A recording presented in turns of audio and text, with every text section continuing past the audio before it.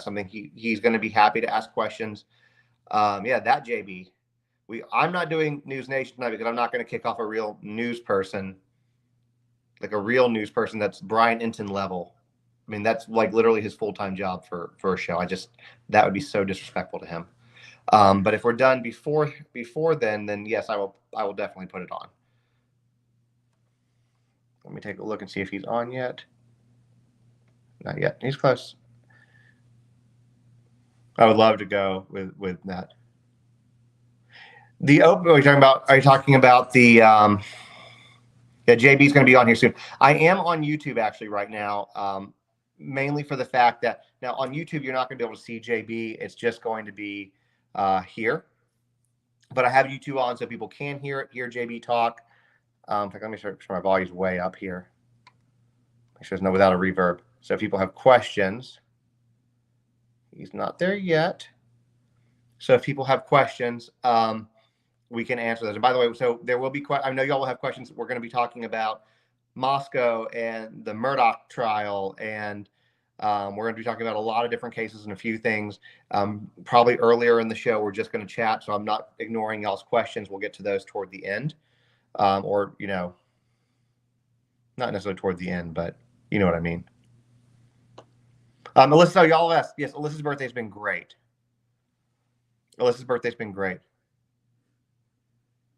Well, thank you guys for that. So as soon as he's on, I will bring him in. It is 9 o'clock sharp, so I expect him. There he is. Let me send him the invite. And hopefully he'll be here shortly. And then say hi to Justin. Hey there. Hey, Justin. How are you? I am excellent. And actually, because my night did not go as expected, just to show how informal it is, I'm literally snacking on McDonald's French fries. You snack away. I actually normally wear the most ridiculous T-shirts on my live, but I was like, I'm going to have JB on, so I need to like step it up today and like actually not wear something absurd like I usually do. So, but I appreciate you doing this with me. And are you kidding? No, I appreciate you because I knew that I wanted to try to do this at some point, and you were the first person I thought of just because when your name is Justin on TikTok, that's usually a pretty good place to start if you're going to do a live for the first time. So saying hi to everybody in the chat, everybody filing in. I'm looking forward to a fun conversation, a good conversation with Justin. Yeah, likewise. And if y'all are here, if you don't follow JB already, this is now very easy for you. You can just click on his name right there and follow him. Definitely follow him for sure, especially if you guys like the stuff that we talk about, like Idaho and the Murdoch cases. Although I think more people need to be interested in the Murdoch case, and I'm very frustrated that more people aren't because it's an insane case. Or trial, but nevertheless, go follow him, seriously. Thank you. I really appreciate that. We'll get into this more over the course of the video, over the course of the live, but I'm trying to people have been asking me to get on TikTok forever, and I knew that I wanted to eventually start doing content on this platform. I'll tell you the truth, I was a little bit overwhelmed because I don't want to do it the wrong way. I wanted to do it I wanted to do it in a way that I thought that would resonate with people. You know how it is, Justin. Yeah. When it comes to creating content, you want to be really respectful of the platform, respectful of people, and I wanted to do it the right way. So it took a little bit of time to get on TikTok. I've been joking the last week. Watch, they're going to ban TikTok right when I start to actually find my footing. That's what's going to happen. Well, they're not going to ban TikTok, at least not forever. Everyone ever. Oh yeah, people can give you gifts. When they do, stuff like that happens.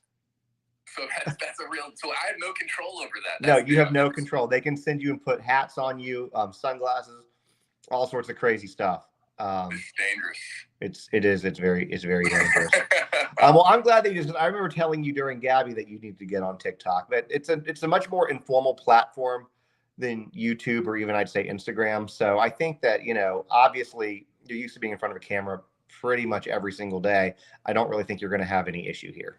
See, I just got the sunglasses. There you go. Sunglasses and I'm like a mustached cowboy. Yeah. I love it. So do people just hit a button and they can animate me? I think they can meme me, basically. Well, what is it? It's gifts. So basically, people spend money on these things, and they'll send them to you basically to show appreciation. So like that. And so it's love. It's love. It's 100%. It's 100% love. Well, I love you guys, man. I love everybody. Ski goggles.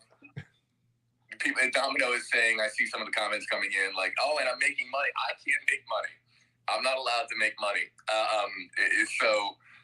When it comes to, if there was money that was actually made on this, I would donate it. I can't make money. That's part of the handcuffs, if you will, of being a journalist.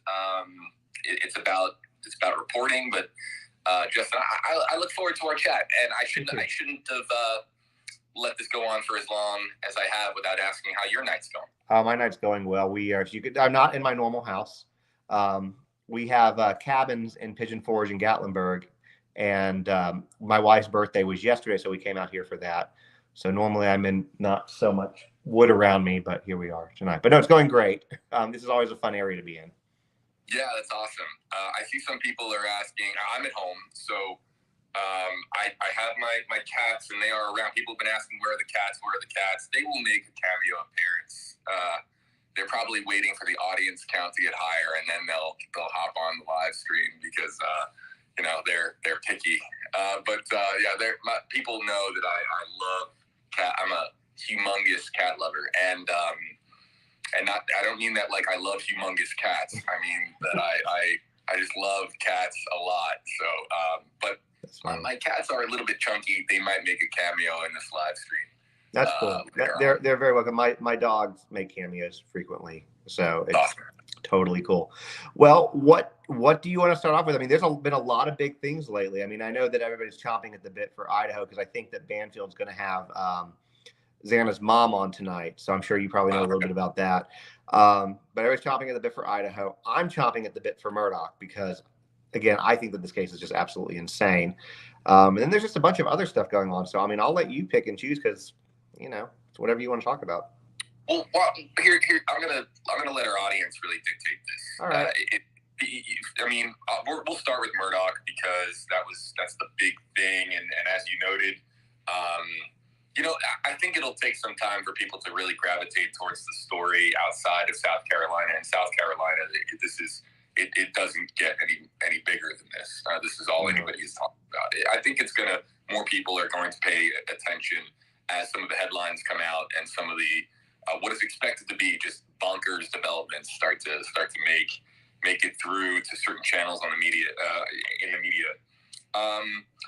So for commenters, let us know some of the stories that you would like for us. I'll let kind of Justin handle what he's seeing in the comment section, like what you want us to talk about. We can talk about some of the biggest stories. We can talk about we can have some fun on this live stream. I'm down for anything. I just wanted an opportunity to give this a shot and try out this platform. But on Alex Murdoch, I've talked about it a lot on stream, but Justin, you and I could be live for 72 hours straight. And I would be able to get through all of it. Yeah, I did a 3-minute video trying, like, okay, look, if you just need to know basics about this case to where to start.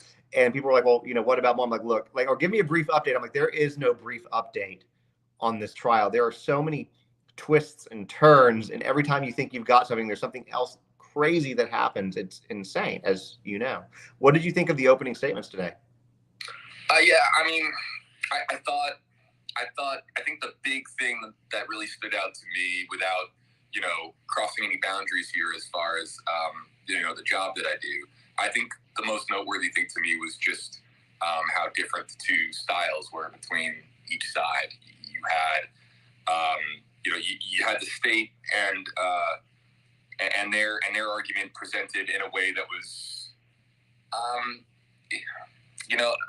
I think raising his voice was something that he did quite a bit on the screen, and the defense for Harpootlian, that was interesting too, because he was theatrical to me, having Alex Murdoch stand up, opening with saying, Alex, would you stand up? That's a very theatrical thing to do in a courtroom, to command the room in that way, and to then go up to where witnesses are going to be seated and where they'll be taking the stand for testimony, and put his hand on the chair, the seat there. That was very theatrical to me, and I think it's setting the stage for what is going to be a really crazy trial. But here's the thing I want people to understand. This story is so complex.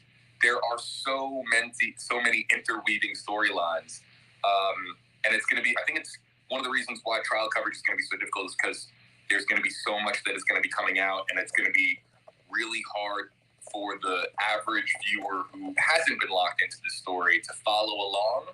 It's almost like a trial for the diehards in South Carolina, the people that have been living and breathing this for really the last couple of years. So I think hopefully on stream we'll be able to break things down a little bit, try to explain what is going on, because it's certain moments that might sound like gibberish to people. But we'll try to make sense of it all if we can. Yeah, and I'll a couple people are asking. So if you guys want to know where you can stream the stuff, especially during the day, just follow him. He streams it, so you can follow him. And as far as people, if you miss opening arguments, I'm sure we can set up a time to stream that too. Real quick, there's 700. Just so you know, because I know that there's probably not as many on your side yet because you're still new here, but there's 775 over here. So what I will say before, people watching. Yeah, on my side, plus whatever you have on yours. So also, if you guys don't follow JB, go jump to his side, click that at the bottom, and give him a follow. If you like, again, if you followed the Gabby case, Guy Petito, if you followed everything with Idaho, now Murdoch, which if you don't follow Murdoch, you need to go follow him, seriously. So I'm trying to answer really any questions for people. Someone just said, "I love you." That's so sweet and so kind. It's some fun comments, and I'm down to talk about anything tonight. It's all on the table. Really, what I can, as far as the stories that I cover, it's what I can answer. So some things, if it comes down to my opinion and stuff like that, I can't really answer, but I'll do my very best. Really, anything that we cover and anything that you want to know is on the table. So I heard. So when you said earlier about Dick Hartpullian being a little theatrical, I've heard his courtroom style described by many people as being theatrical. But you know what it kind of reminded me of today, because I listened to the whole thing too. Did you ever see My Cousin Vinny? Yeah. Okay, it kind of reminded me of a time where they go in and they're doing their opening statements, and Joe Pesci comes and goes, "Yeah, everything that guy said is BS." That's basically exactly what I heard today. Because he just really started talking about duty and honor and oath, and again, the theatrics having him stand up. So I'm interested to see where it's going. A lot of people in South Carolina don't believe that he will, that he'll get off on these charges. But at the same time, he's got like 90 financial charges against him too. Yes. And the federal government will happily send him to jail for a long time. Because they love doing that. Especially after he confessed to the one related to really the former nanny for the house, which was Gloria Satterfield. He has confessed to that crime, which was in essence, there was millions of dollars that should have gone to the Satterfield family. This is the nanny who was inside the house, according to the Murdoch family, fell down the stairs and she died.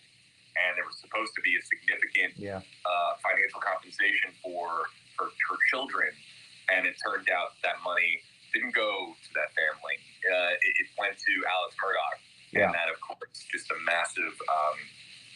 And he has reportedly confessed to that. So the financial crimes, the charges are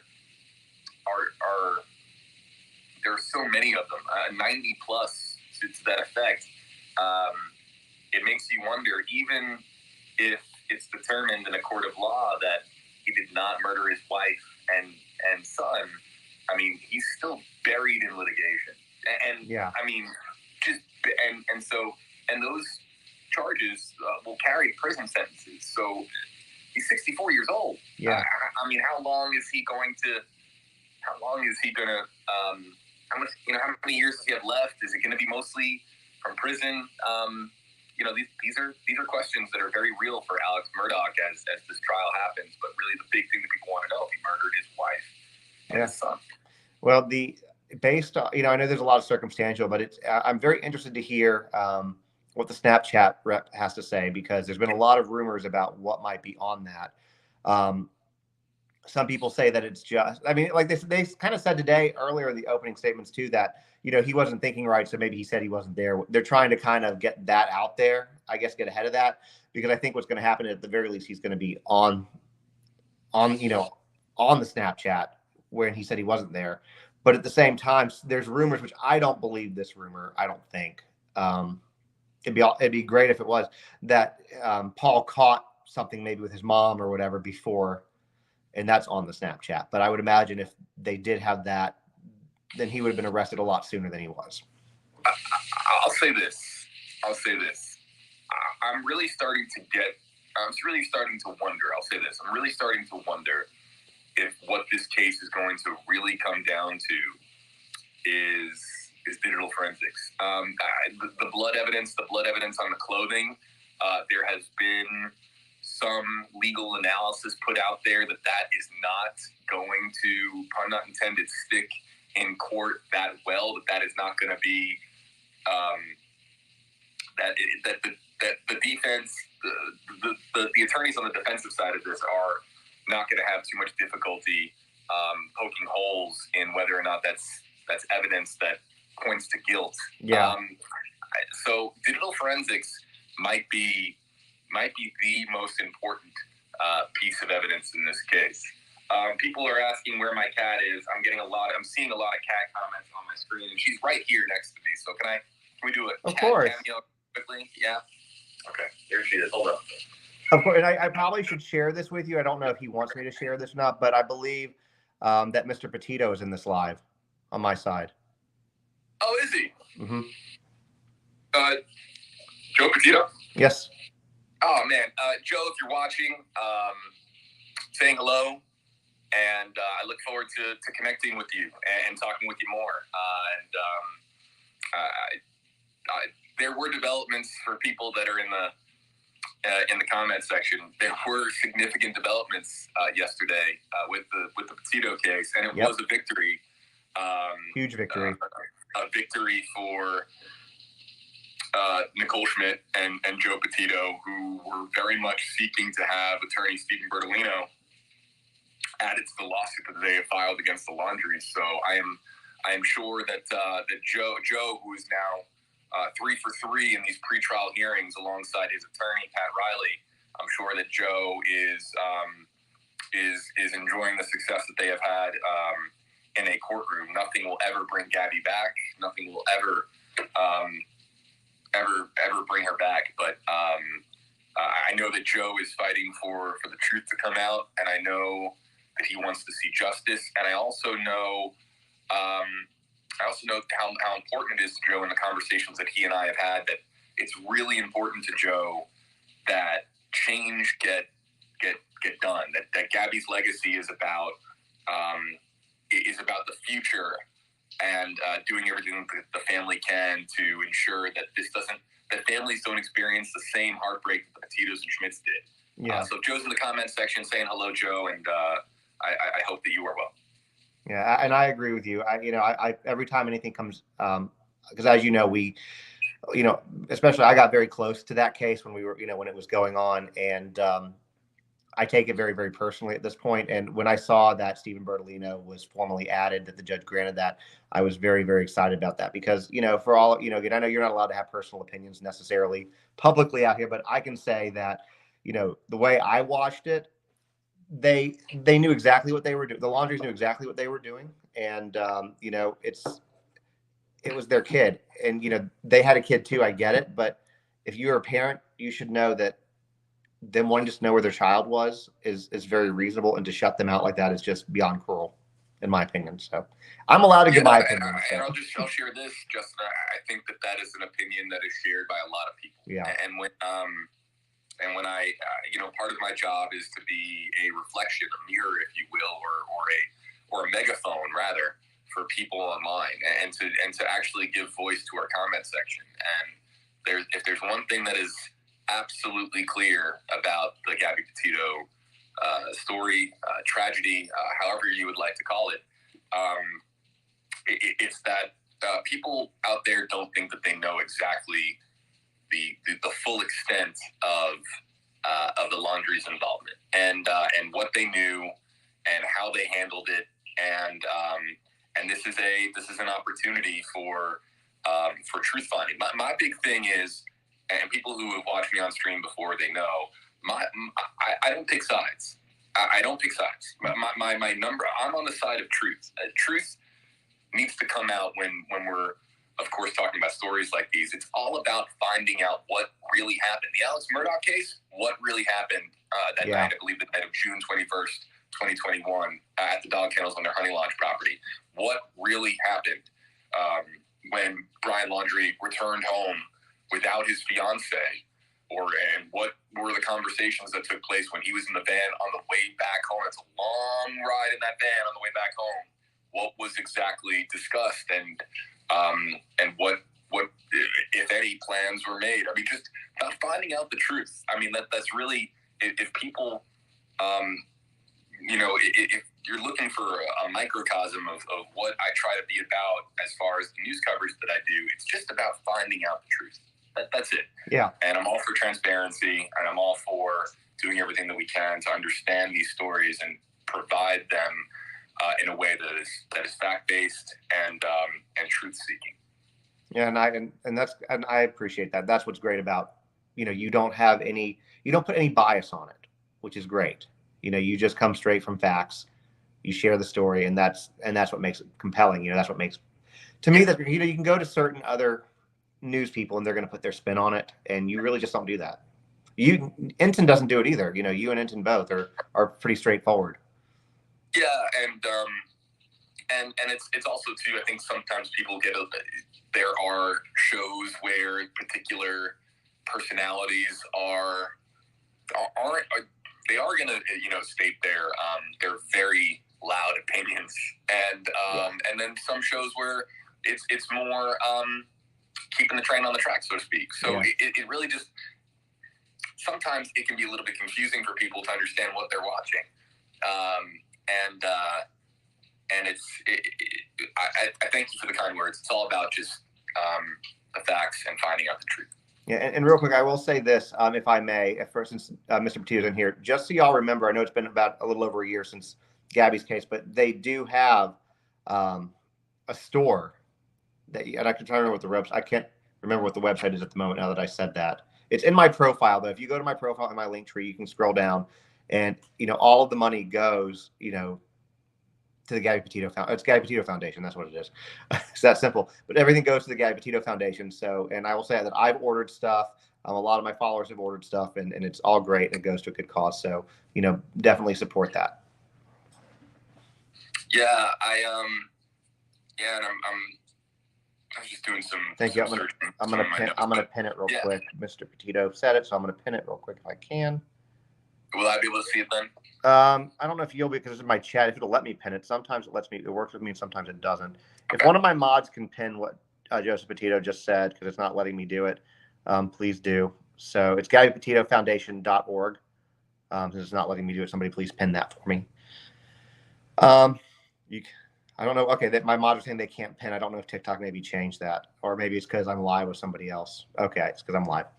But GabbyPetitoFoundation.org. I'm breaking your stream. That's fine. It's fine.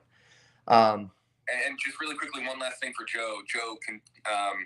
You don't have to. He doesn't need to hear this from me. But he knows. He knows where I stand on this. Joe, just keep up the tremendous work that you're doing, man. Joe has become such a tremendous advocate for missing persons cases, and even working with lawmakers, Billy's Law, just some of the work that Joe is doing. I did not know Gabby Petito, but I'm sure that Gabby would be extremely proud of how her family has really taken this to new levels, and Joe's work really as far as trying to make sure this doesn't happen again, or happen to in fewer instances. It's really inspiring, and if Joe is still on the live, I just want to say that his work is absolutely extraordinary. As is Nicole's, as is Tara's, as is Jim's. They are a unit, and they do tremendous work. Okay, and he just said, mention the bill for LAP or LAP, a domestic violence bill being voted on in Utah on Monday. So, I did not know that vote was coming up on Monday. So I'm glad that Joe put that on my radar. And that's why I have the laptop here. And I'll say this too, especially because he's in here, because I've said this before on many, many lives that we've talked about, the Gabby Petito case and the horrific situation that was. The Petito Schmidt family took an absolutely horrific situation and took their grief, took their pain, and made something beautiful out of it, you know, to make sure that other families get the help that they need and get the attention that they need. And I have, you know, since the start of this whole thing, I have been in awe of this family because I don't know of any other time I've seen something like this happen, you know, where somebody loses a loved one and then they, with very few exceptions, you know, take that memory and do something beautiful with it and continue to run with it. So I would say that whether he was here or not, but I wanted to make sure since he was here that I said that. Yeah, that's awesome. And Joe, I'm gonna pay attention to that. What he said it was Monday, right? He said Monday. Yeah, he knows I'm a reporter in Florida, so I'm really really honed in on Florida law. But I'll try to do some research and do my very best to shout that out as well. And Joe, Joe is an outstanding follow on social too. I follow him on everything, I think. So. So yeah, Joe is Joe's a hero to a lot of people, man. He doesn't post a ton, but when he does, it's good. So. Yep. But yeah, whether it's look, I'm here, hanging out tonight. So it's whatever folks would like to hear about. So what are people saying in our comment section? I saw Michelle's comment. Michelle is one of our great YouTube moderators. Michelle, I saw your email. I'll get back to you on that. Just saying hi to Michelle. She's just incredible on the WFLA YouTube page. But yeah, Justin, I'll let you kind of steer the ship from here, man.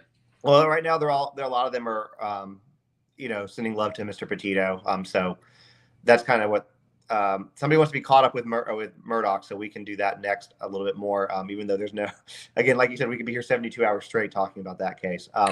But also, I'll say before you say anything, if y'all are just getting here, because there's 939 on my side, I don't know how many are on yours. If you guys don't already follow WFLA JB, you can see his name down there on the bottom corner. Go to his page, give him a follow.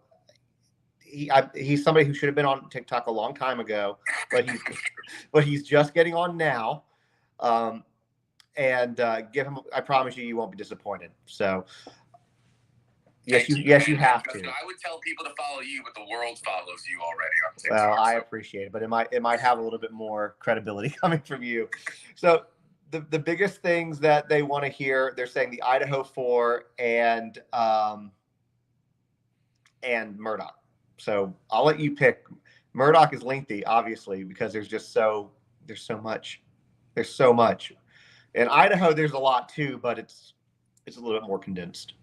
Yeah, and I'm seeing comments about Cassie Carly. That's crazy that there was an update just this evening. Or really, I don't even know that one. So why don't you catch me up on that? So Cassie Carly, Florida mom who was doing a custody exchange with her daughter, vanished, disappeared. Ex-boyfriend has been widely accused of it, but prosecutors have really struggled to find evidence that leads to a murder charge in that case, but a federal grand jury indicted him today on kidnapping charges. So I think I saw. We originally had an abusive corpse charge. It is now escalated to a federal charge of kidnapping, and so people were starting to get concerned that there would never be justice for Cassie Carly, and we still don't know, and innocent until proven guilty. But Marcus Banavella, the ex-boyfriend, has been indicted.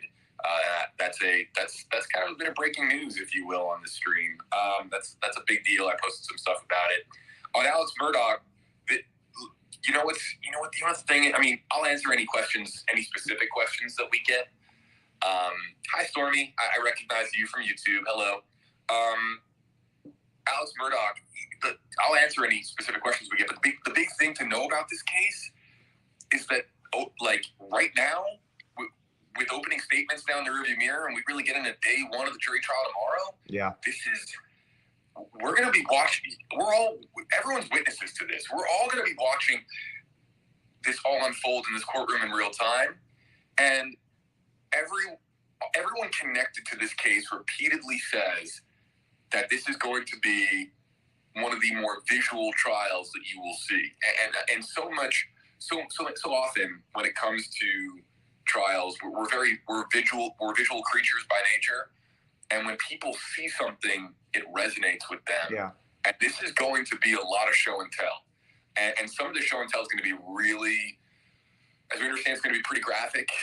There's going to be some difficult images that are displayed in the courtroom. Again, we're talking about the double murder of a wife and her son. I'll answer any specific questions that might exist out there if people want to ask about it. But I got really, one on my side. Stories to be told, really. We're about to witness it all in this trial that really begins really tomorrow. Do you know how many felonies? Somebody asked on my side. Do you know how many felony charges he has total? I mean, outside of just the murder. Well, I know he's got more than 90 total right now. I don't know how many of them are categorized as felony, and if there are any misdemeanor charges in there. I don't know the categorization, but a lot of them are connected to accusations of swindling people out of their money. Yeah. I mean, lawyers get bad reputations, bad reps, and sometimes it's undeservedly so. But if these charges, if these accusations against him are accurate, this is an example of elitism and an elite lawyer really taking money from the little guy and doing so repeatedly to live a lavish life and use his influence to create more money and using his money to create more influence. Yeah. So again, if the accusations are true, but when you have the volume of accusations that exist, it begins to tell a story. Innocent until proven guilty, but the charges and the litigation, it's all adding up for Alex Murdaugh, and it paints a really ugly picture as to how Alex Murdaugh became Alex Murdaugh, if true. Well, and let's break it down a little bit for some people, just to give them a little bit of an idea. So to understand, like, this is small southern town where you have a family that's a dynasty that has been running things for pretty much 100 years. They literally had to take down Alec Murdaugh's grandfather's portrait down from the courtroom because they've been litigators forever. And just to kind of give you an idea of what JB was talking about as far as taking money, and he was talking about Gloria Satterfield, who was a housekeeper nanny for 20 years, right? 20 years with them? Yeah, a long time. I mean, we're talking about, having a close, very, very, very close with the kids. This was the house, the house nanny, if you will. Yeah. And she apparently, kept everything. She wouldn't even talk about what she heard or saw in the house with her kids. So what happens is she supposedly falls, hits her head. I don't think there's any criminal. I don't know if they're reopening anything on that to see if he did anything. But because to me, and this is me being speculative here, so I'll just, with what we know, to me, it seems like he's all about money.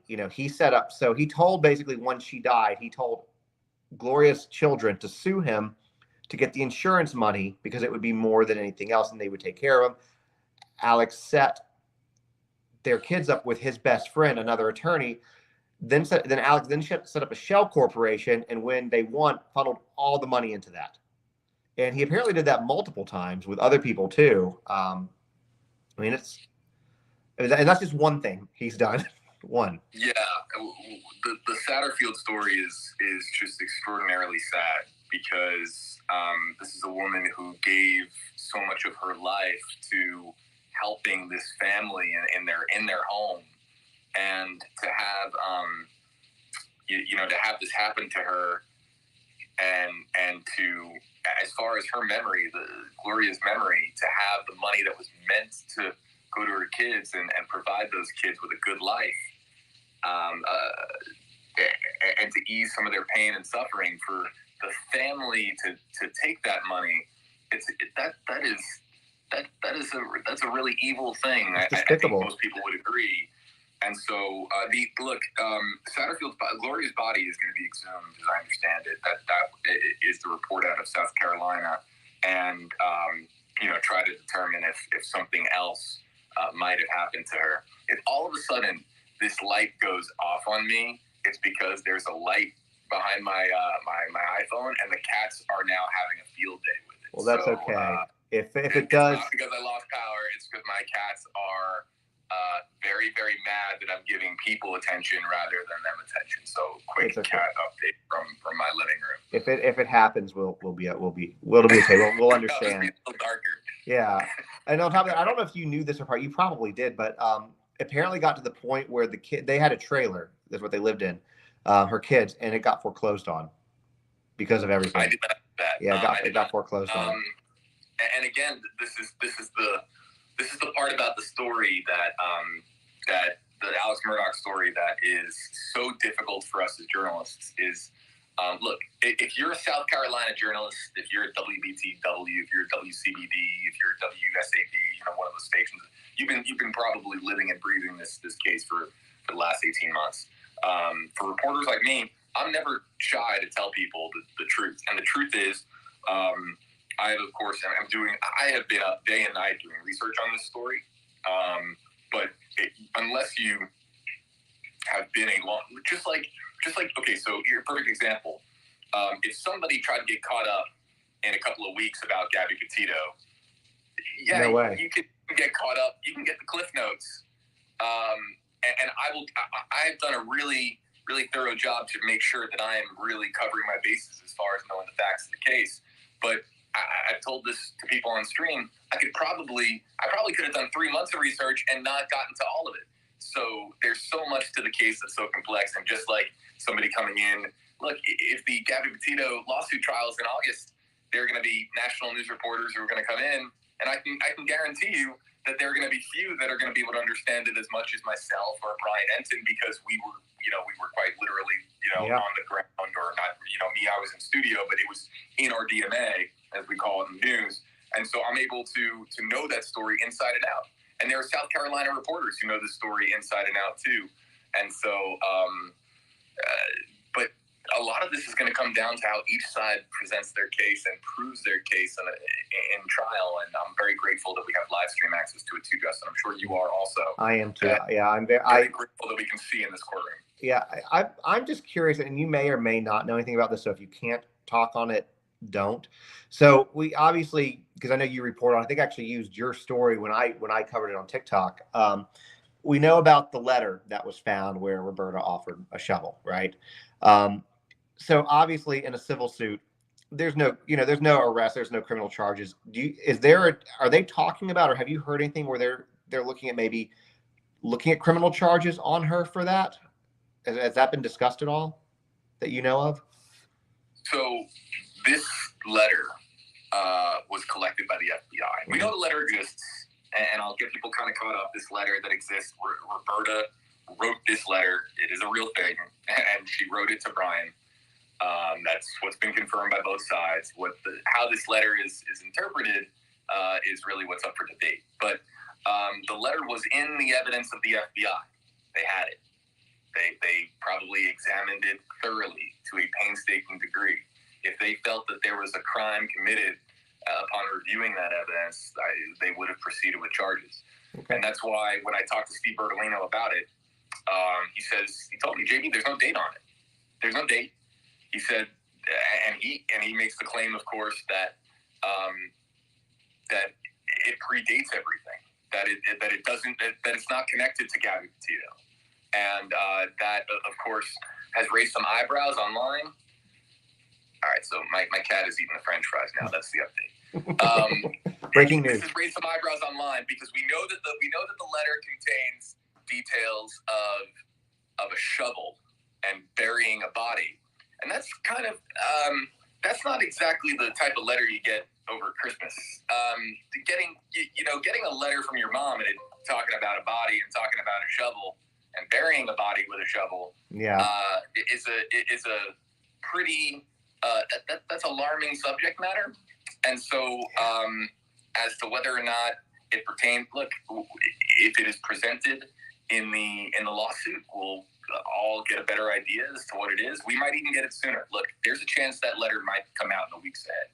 Okay. But if this FOIA request comes back, and it's part of the FOIA request as we expect, and it's federal evidence that was gathered, and then part of this federal evidence dump, that letter might be part of it. It could very well be part of it, and we might know that even, many months before trial actually takes place. That would be interesting. Well, I can't wait for that to happen because it'll be great to see specifically Roberta Laundrie have her day in court. I know that I spoke with I'm mutuals on here with Rose Davis, who I'm sure you know the name, was Gabby's best friend, and even she believes that Chris Laundrie is a victim of Roberta. So that's her personal opinion. I know you can't probably speak on that, but I can't. You said that she's in the chat, or she's messaged you? No, she's not in the chat now, but her and I are friends on here. We've done several lives together. I think I met Rose. Like a year and a half ago. I met her in person. Yeah, so I'm familiar with her.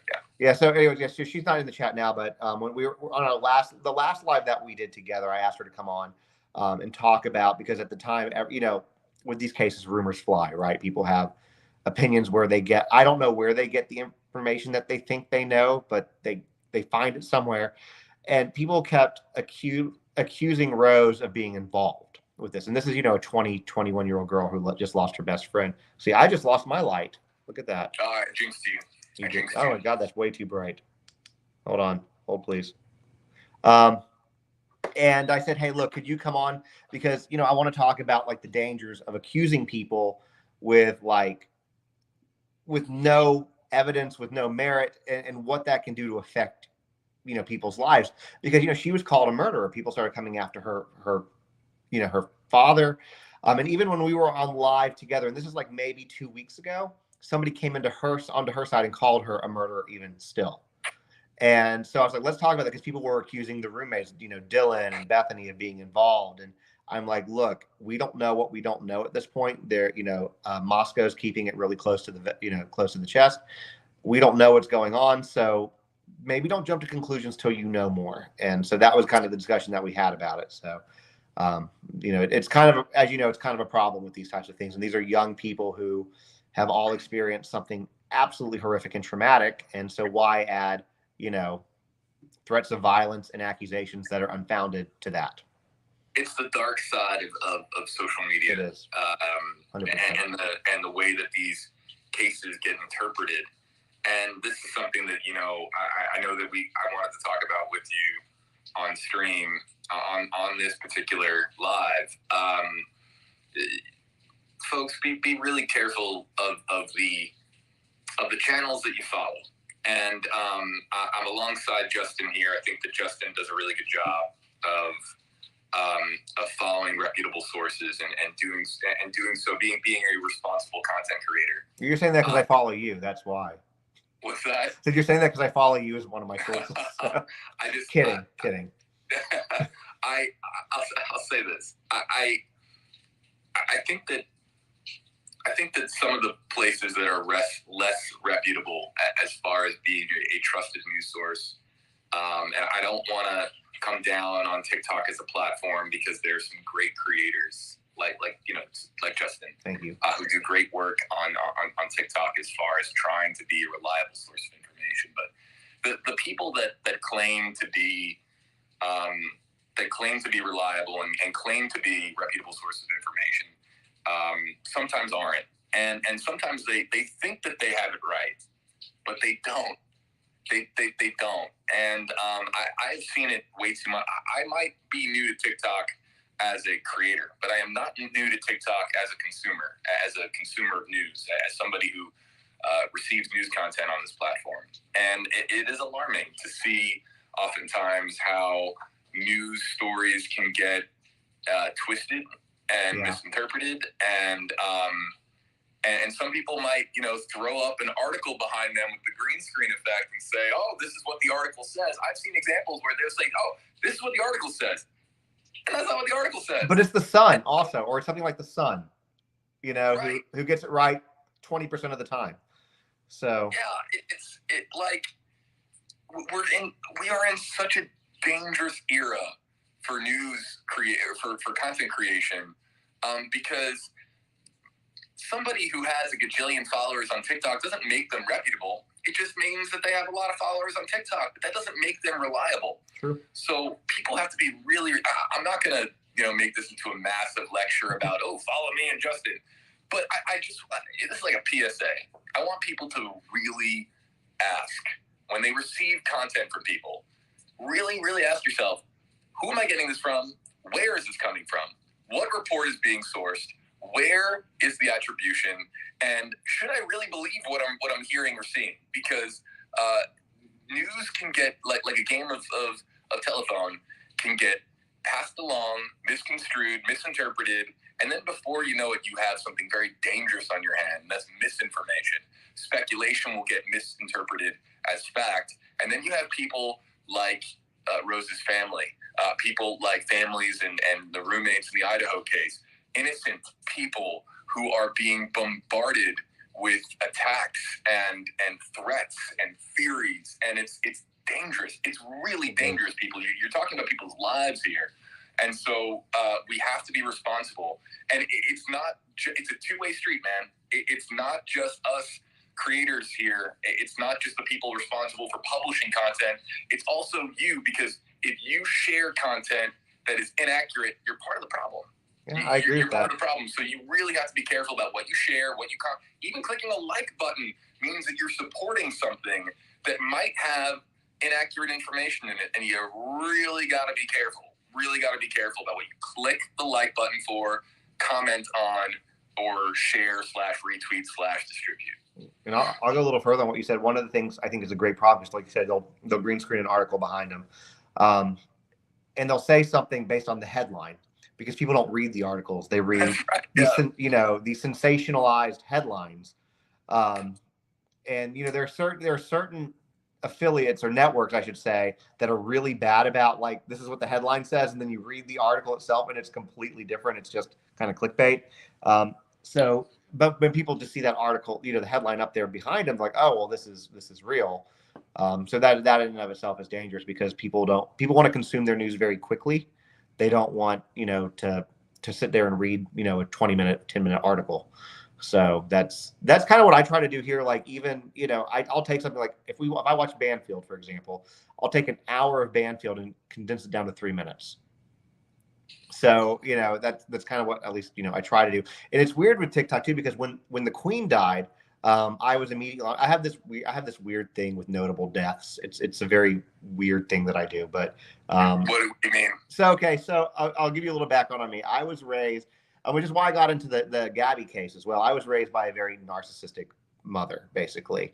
But one of the things, and her and I have been no contact for 4 years now. And one thing that I used to do with her, when somebody famous died, I'd call her, like, Mom, guess who died? And I can't do that anymore. So I was like, so I took it to TikTok. And so I have this notable death thing where I'll do a video if somebody dies. But when the Queen died, I put it up on live. I did a video and put it up on live. And people were kind of like, I can't believe that I'm hearing about the Queen dying first on TikTok. Like, several people said that. So it's really, you have to take, kind of like you were saying, you have to take that, at least I do, that responsibility very seriously. Yeah, and you want to do the story justice, and you want to make sure that you're doing right by the people that are connected to these stories. So I will share that I have done live streams on really just one live stream. I did a live stream on the Queen passed, and I might as well have been speaking in Chinese, because the Royals, that's not my wheelhouse, guys. It's not my wheelhouse. But I have to do the stories in which I am assigned. I was assigned that story. And if you were looking for a really ignorant American newscaster to do that coverage, you're looking at them. You could probably watch that back and be like, "Oh God, you really had no idea what the hell he was talking about." I'm gonna have to go find that now that you're saying that.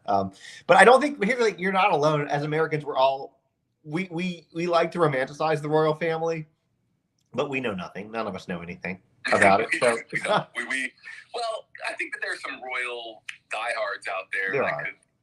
But you don't know it unless, like, you really fully understand it and how it's ingrained into the culture over there. Unless you grew up in it and you really understood it. And even then, a lot of them don't. Yeah, Abby says I'll have to go look for it. Yeah, you're gonna find me like speaking, like saying a sentence and then stopping halfway through the sentence because I'm like worried I don't know how to finish this sentence. I have no idea what I'm talking about. That's so funny. And to know, I hope that people don't take this as disrespect to the Queen. I did my very best to do that cover. We brought on people. I told my bosses, I said, I don't know the royals. That's not my thing. It's just not what I cover. And he said, look, we're gonna get you people. We're gonna get you guests. Just talk. Talk to them. Do what you do. Talk. Just keep talking. And I did. And so, yeah, that's. Look, if you can't laugh at yourself, sometimes you can't admit your own faults and your own flaws, then you're just lying to yourself. Yeah. That's how I look at it. They are itching to talk about Idaho. Like they are just like, I don't know how many. I've seen so many. So do you want? We can go there. What questions do y'all have? And how many people do you have on your side, if you don't mind my asking? What do you mean? Oh, in the top right here, yeah. 226. Okay, so he's got 220. He's got 226 versus 800. So if you have any specific questions, you might want to jump to his side too, because they might be seen because it scrolls real quickly here. So you can jump to his side. But if you go to his side, here's the deal. If you go to his side and you don't already follow him, you have to follow him, or he's not allowed to answer your questions. I see what you're doing there, Justin. Thank you. Appreciate it. Yeah. So wait. So what you're saying is that I can only see questions that are on mine. Correct. I'm not seeing mine. I'm not seeing the chat on your channel. No, you're not. And you now there was a way that which I was talking about in text. There was a way that we could have done it, but it would have put you in a very tiny little box, and I felt that you deserved better than a tiny little box. So I figured you deserved at least equal representation. So this was the easiest way, and then people can jump over to they can jump between the two if they want. They're not going to miss anything, but they can jump to yours, easily follow you, and then ask questions or what have you. So it would be nice if TikTok got to a point where if you did something like this, you could have a single chat. It would be great. So yeah. So I'm looking here. Santa's mom is on in 10 minutes on News Nation. Wow, how about that for a plug for News Nation? I know, I saw that. With Ashley Banfield. Wow, Ashley just does such tremendous work, and I'm going to rat on you, but I'm going to tell her that you're condensing her show. I'm going to text Ashley Banfield and let her know that you're condensing your show down to 3 minutes. Please feel free to do so. I'm happy. She can come. She can come after me all she wants on that. She can have me come on the show, and I'll be happy to do that. But no, I do. I take because I love her stuff. She's great. She really is. But she's got to fill an hour. So sometimes there's a little bit of fluff. But you know how it is. That's the news business. That's the TV business. Yeah. I'm more on the digital side now. I do still do TV work, but TV's just totally different. Different ballgame. I like the freedom that streaming provides, but yeah, I'm really interested to hear from Xana's mother, just because anything that she says is going to be that's going to be heartbreaking. It's going to be heartbreaking, yeah. And Ashley is an expert interviewer, so I believe that I'll share the first as we talk about expert interviews. I know we're going to talk about Idaho in a second, but I'll share a fun fact that I haven't ever mentioned on stream ever before. The very first celebrity that I ever interviewed was Barbara Walters. Really? And that's humbling. And Barbara just passed away, and I will never be able to articulate how nervous I was interviewing the person who invented interviewing. When I tell you that I was terrified beyond comprehension, and so rest in peace, Barbara Walters. I was so heartbroken by that news because I remember I was in college. I was a college student, and I interviewed Barbara Walters, scared out of my mind, and she had some really kind words to say to me. And that's really nice. And so Ashley Banfield is a modern day example of a really strong interviewer, and so I'm sure that she will do a great job with Xana as she always does. Yeah, I think wasn't Murphy Brown also based off of Barbara Walters in the 80s, early 90s? Yeah, I think so. I believe so. Yeah, I think so too. Yeah, she was a legend. When she passed away, I did a video on her, and there there was a lot of hate on her, but you know what? That's she broke into something that women didn't do at the time. So yeah, Barbara's a legend, and so it was I was very sad to hear that she had passed. I think that her and I actually we might have exchanged letters back then because I was awesome. So inspired by her. She was a hero of mine, and so. But anyway, back to Idaho. Yeah, that's a big deal. I mean, do you have to get off the stream then? No, I don't have to. I don't have to. I can always stream it. I'm not going to kick you for Banfield. I'm not going to do that. Like, no, I'm not going to. I'm not going to do that. I can look. Hey, can we run a poll? Would you rather see Ashley Banfield or me? I think I would lose, but that's very kind. That's why I'm not going to run the poll. But but here's the thing: Banfield will restream at 11 or something like that. So or 12. So I can always stay up and stream it then if I needed to. So that's, I forgot what the calendar, the schedule is these days. But yeah. Yeah, so it's that News Nation kind of just cycles around, but as far as Idaho goes, so what are your thoughts up to now, and where do things go from here? Wow, I was a little bit surprised that there was going to be that much of a gap between now and that pre-trial hearing, the next pretrial hearing, and only because that's usually the gap that you see before trial.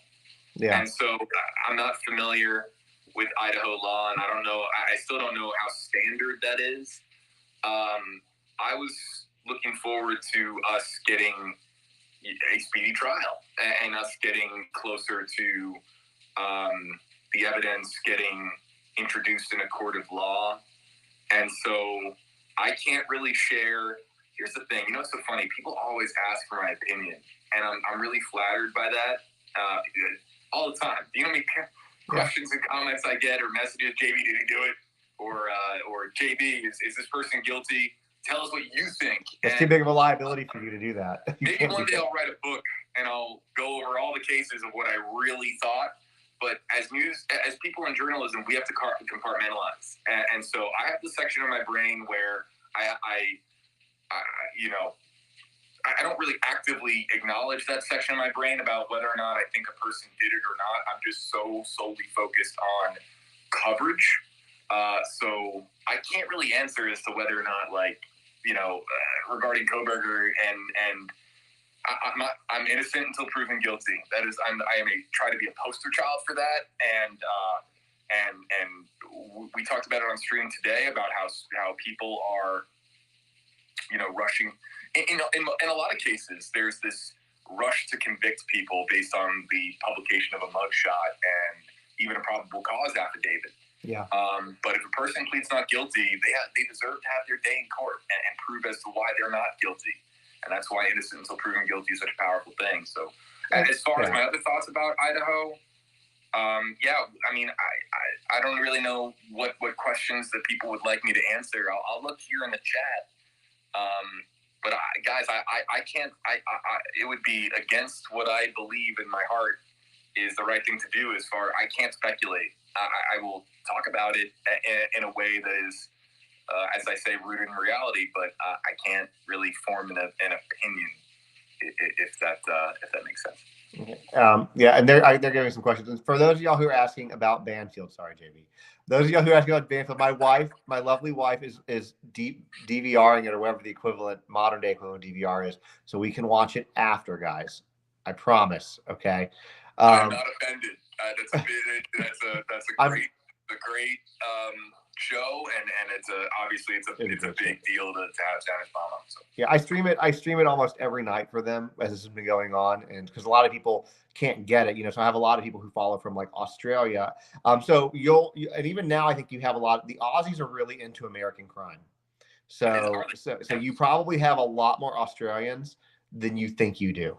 Believe it or not, following you. They love our stuff. The analytics that we have shows us that we have a really great. Anybody here from the UK? If you're actually from the UK in our chat right now, throw up some UK flags in our comment section. But don't lie. Yeah, do it in mine too for the fun of it. Do it in mine too. Well, here's what I'll say while we're waiting for them to throw up flags. What I find very interesting is, I'll say this. I came on at the beginning of we got a few. This I had to have a Canadian flag that came up, and then an Australian, Western Australian. But when everything first started, I was like, look, I think this case is going to go cold. I said, I think that we have Mayberry running this case. I mean, I said this all on live, and I definitely retracted it. I was like, but I wasn't mad at them for it. I was like, look, this is a town that hasn't had a homicide in 7 years. Like, this is just like, why would they have the funding and everything to handle this? Because it's just not really an issue for them. And I was clearly wrong because they were working their butts off, apparently. And they honed in on Brian Koberger, who was on nobody's radar, at all. But what gets me about it is he, when if you probably remember this, when Chief Fry did that like initial conference after the arrest, he didn't say allegedly. He said we got the guy. And I don't know if that it was a slip or whatever, but no, that's actually pretty standard, Justin. When investigators okay. pour so much effort into that case and they make an arrest, they're going to look into that camera and they're going to say, we have our guy. All right. Because if they, and from a public perspective, if they leave any doubt, let's just say that's not something that is going to go over well with the public at large. I never thought of it that way. People want certainty. And so police are going to proceed with an arrest when they feel certain about it. Here's a great example, the Cassie Carley case. The Cassie Carley case has been way slower than the Idaho case. And we have a suspect in that case, but not a murder suspect because he doesn't face murder charges. And they haven't proceeded to murder charges, to the great frustration of many, including Cassie Carley's family and her sister Rayanne especially. But they haven't proceeded to murder charges because they don't have what they feel is necessary to prove in a court of law beyond a reasonable doubt to escalate the charges to murder. So if they feel like they have the concrete evidence for this to be proven in a court of law, you're going to get Chief Fry looking into the camera and saying, we have our guy. This is it. There's no other suspects. We know he did it. And they're going to speak with a high level of confidence, borderline certainty that they have their person. Because really that's how law enforcement operates. It's their job to get the guy. And then obviously it's the job of the district attorney's office prosecutors to then prosecute and prosecute the charges as they've been filed. So I wasn't really all that surprised by that. But what's interesting is that we've got a long way to go till trial. Yeah. And Brian Koberger and his defense, they have a long time to review the evidence and formulate a defense. And for Brian, if Brian is innocent, for him to prove his innocence and clear his name. I mean that's how our legal system works, and people want to believe that he is guilty. And I totally understand that. But again, that our legal system it's the bedrock of how we maintain the law of the land in this country. And it's important that people remember that. Brian Koberger deserves his day in court, unless, of course, he confesses, he pleads guilty, and then, of course, it's a little bit of a different story. But we got some time now between now and trial, and it'll be very interesting to see exactly what defense he formulates, especially considering, let's not forget, this is somebody who has spent the last several years of his life, is really most of his adult life, studying criminal justice. So exactly how this takes shape is going to be very, very interesting. Yeah, I agree with you. And I'll go back to what you're talking about as far as the innocent proven guilty. Obviously, yes, I know that's what we have. That's what we have to uphold, and it's very important that we uphold it. Absolutely. But I've never seen a 19-page probable cause affidavit. That's one. And two, it's my understanding, and you can correct me if I'm wrong here, obviously, but it's my understanding that for them to be able to, it's one thing to get a warrant for arrest. It's another thing to get a no-knock warrant with basically SWAT to go in at your house. And you have to have not just good evidence, you have to have very, very compelling evidence to do what they did. So it makes me, obviously they've kept things very, very tight-lipped, but I'm very interested to see. I mean, a lot of stuff has been leaking out, which is also a concern for different reasons, because if he is the guy, you don't want something that's going to jeopardize that. Because I think that kind of like South Carolina, when it's time to call a jury, like, when they say, okay, have you heard of this case? Stand up, heard about it, read about it. I think everybody's going to stand up in Idaho as well. So just like they did in South Carolina. Just like with Murdoch, yeah. Yeah. And I know that the first 250 stand up. You might know this better. Did pretty much all 900, when they were done, end up standing up? Did they all know about it? That's how it's in essence been reported. Oh, wow. That's insane. Good luck finding someone in South Carolina that is unfamiliar with this story. I don't think that people outside of the Carolinas, outside of Georgia, really, the southeastern United States, I don't think that people really understand the magnitude of this story. Yeah. And I'm sure that a lot of people are still really honed in on Idaho, and I get it. We're talking about, 4, young lives that were taken in brutal fashion in the middle of the night, or really the early morning hours of that November 13th. I understand it, but I think when people really start to do more research, they will realize the magnitude and the impact of this story in relation to the Murdoch family. I think you used a good word, that this dynasty that has been established with his family in public office, and now Alex being in the private sector, carrying out most of his career doing so as an attorney with his firm. It's just this is somebody who represents a family who they've had a stranglehold on the legal, or accused of having a stranglehold over the legal system in South Carolina not for years, but for decades. Yeah, for pretty much a century. And it's my understanding, because I have very good friends that they used to live in Aiken, South Carolina, which is very close to Columbia. Now they've moved to North Augusta, South Carolina. But basically, when I talk to them about this case, they're obsessed with it because they're in that part of the world. But it's my understanding that if you, even now, I guess, but even generations ago, if you disagreed with the Murdochs, you somehow slighted the Murdochs, you would disappear. You find yourself in jail. You'd find yourself out of a job. They would literally go out of their way to destroy you. And you go back to the earlier part of the century. Allegedly. If you talk to people in South Carolina, that is the facts to them, because they lived in that community. Yeah. But yeah, they do not have a very good reputation in a lot of circles in South Carolina. Yeah, and I actually have somebody in my chat now who we're probably, when I get back home, I'm going to have her on, because she lives in South Carolina. But when she does it, she doesn't even want to show her face doing it, because she lives there. And there's such a fear. I think that's what I'm saying. People don't really grasp the magnitude, like you said. Like, they're basically like a Southern mafia without the same pull that you have, like in New York, New Jersey, Pennsylvania. They hold a lot of power. And even go ahead, sorry. No, I was going to say, and what accentuates that so much, Justin, is the wealth gap that exists in the low country of South Carolina.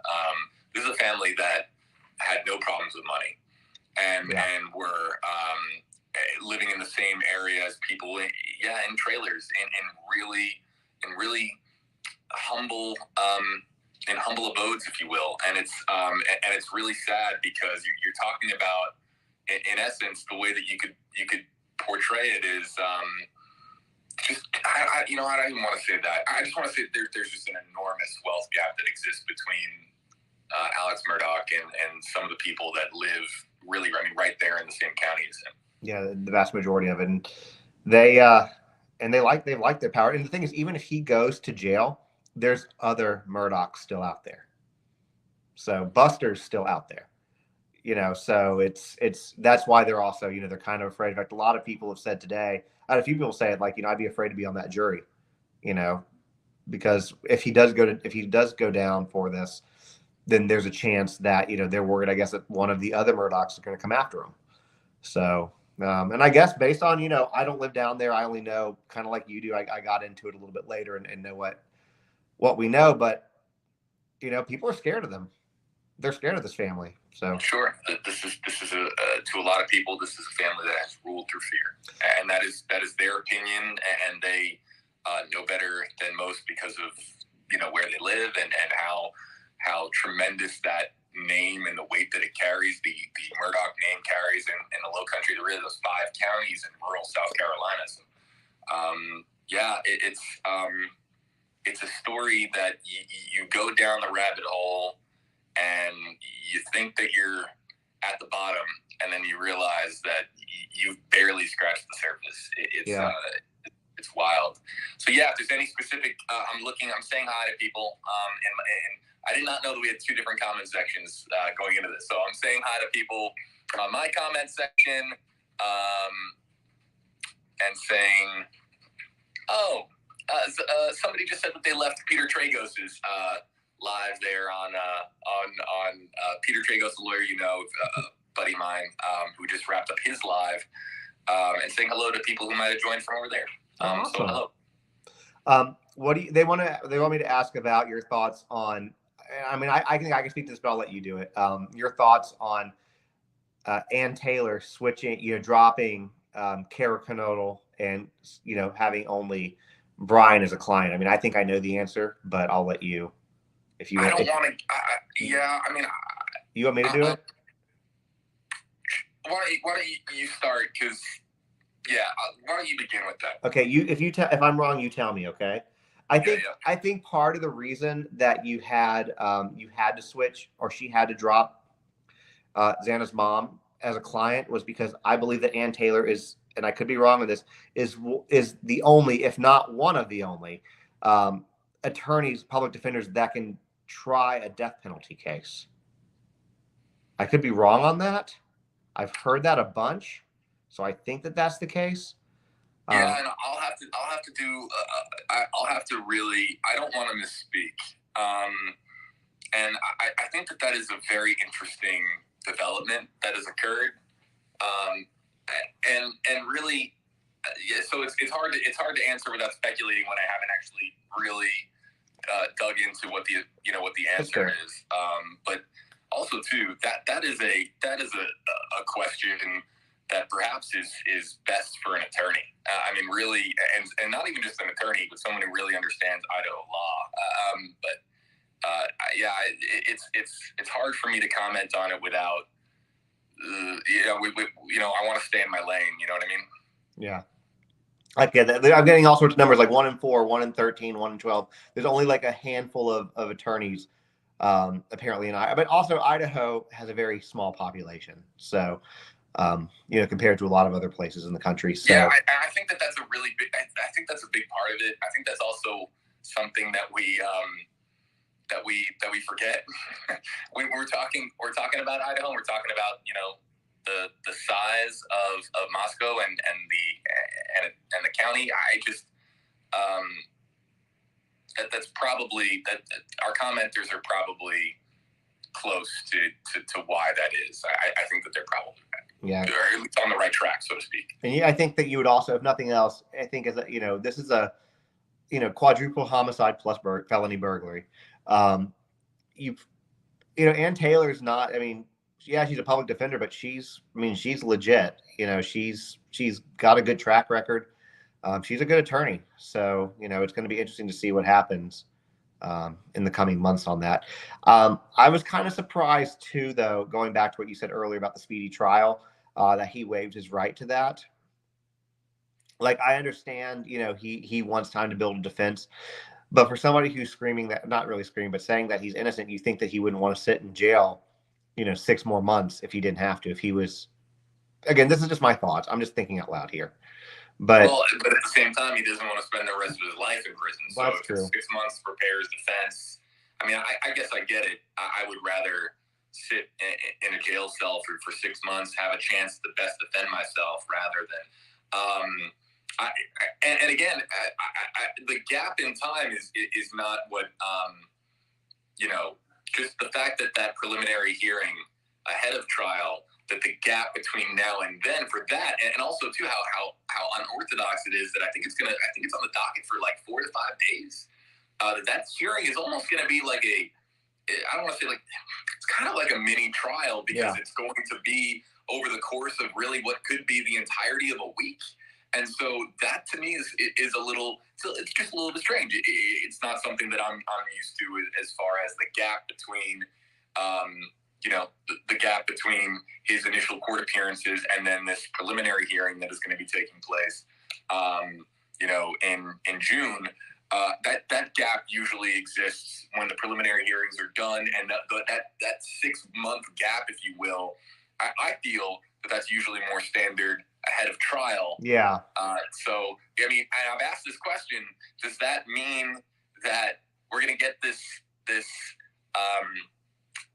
that there's going to be this discovery process when we actually get this hearing in June, and then we're going to have to wait another 6 months? Are we talking about like a Christmas trial? And as it's been told to me, that's probably not going to be the case. But people want justice for the Idaho 4. They do. They want justice, and the wait is for some. It's really difficult because of how people are impacted by these stories. They want answers, and they want to know.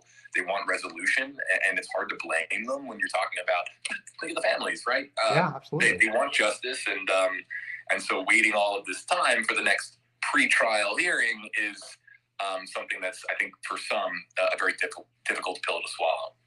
And you may know the answer to this. I've heard, and somebody asked about this, so that's why I'm bringing it up. Yep.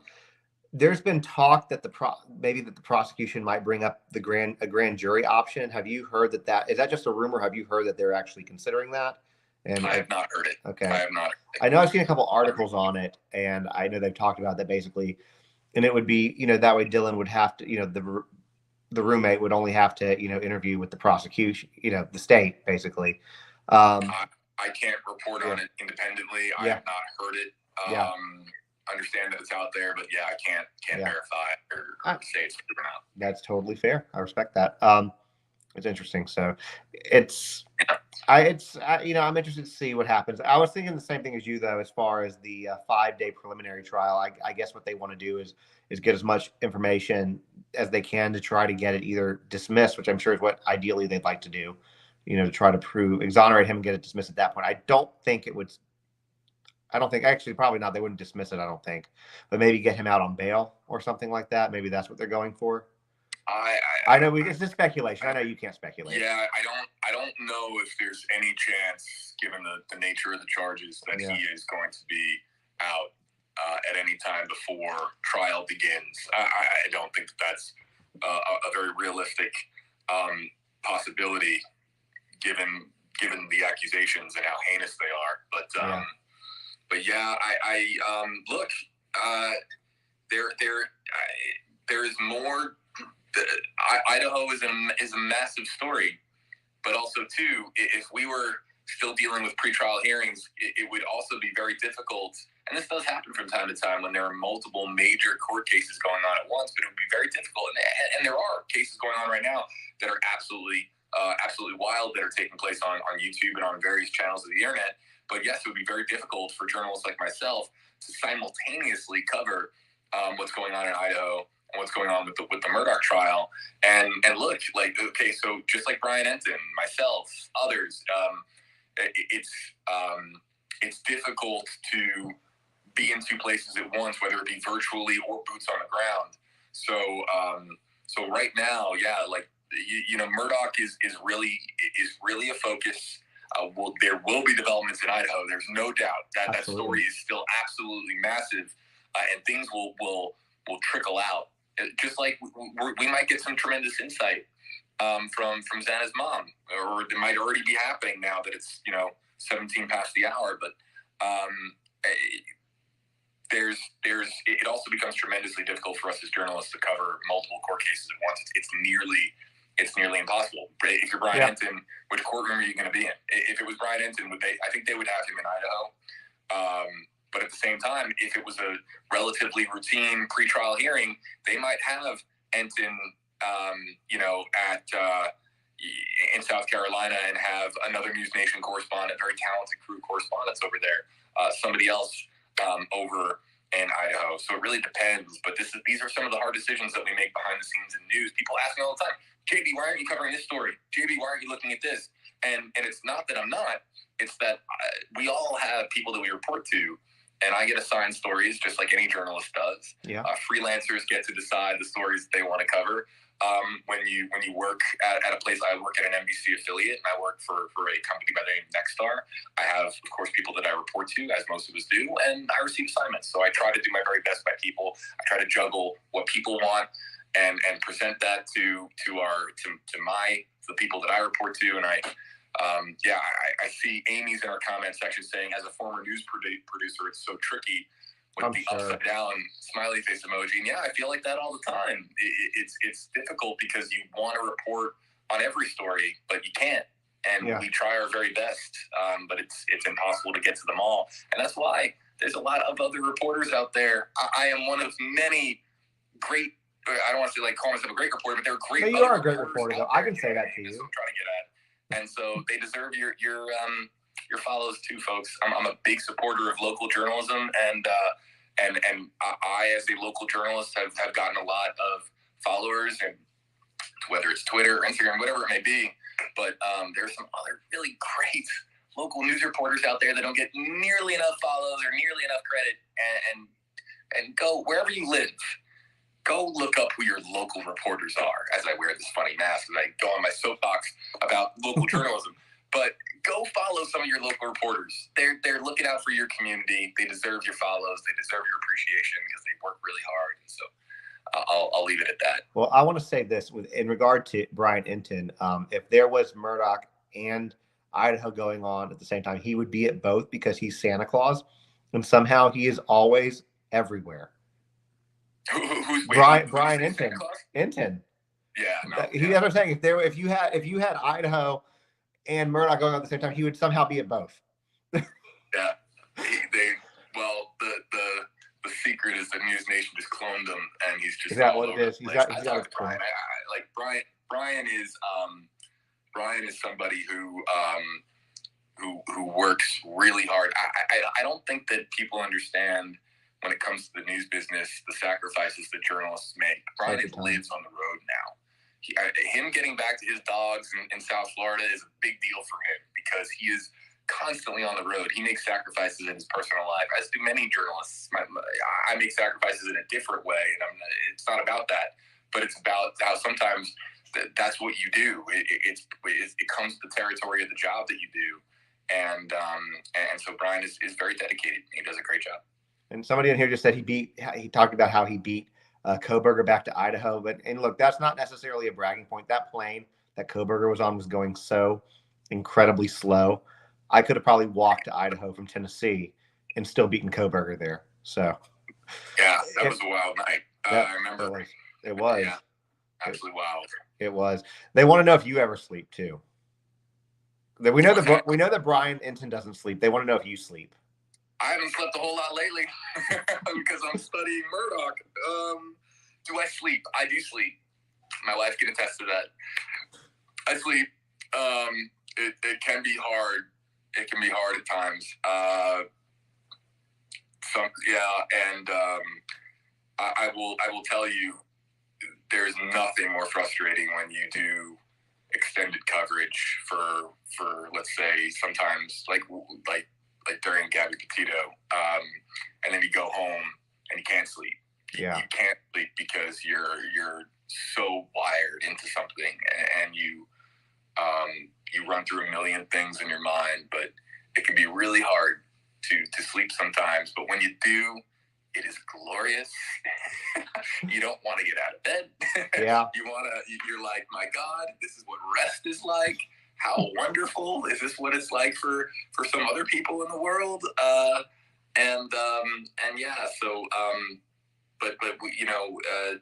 People are so kind in their comments that make that really does matter. When the internet is a place that can be really filled with nastiness. But when people say that you make a difference to them, that there is no better feeling. I mean that. And so the best part of my job is engaging with people. Justin, I'm sure you can talk. It's the same for you. When people that you've never met, strangers. Yeah. talk to you in such a kind fashion because they appreciate you.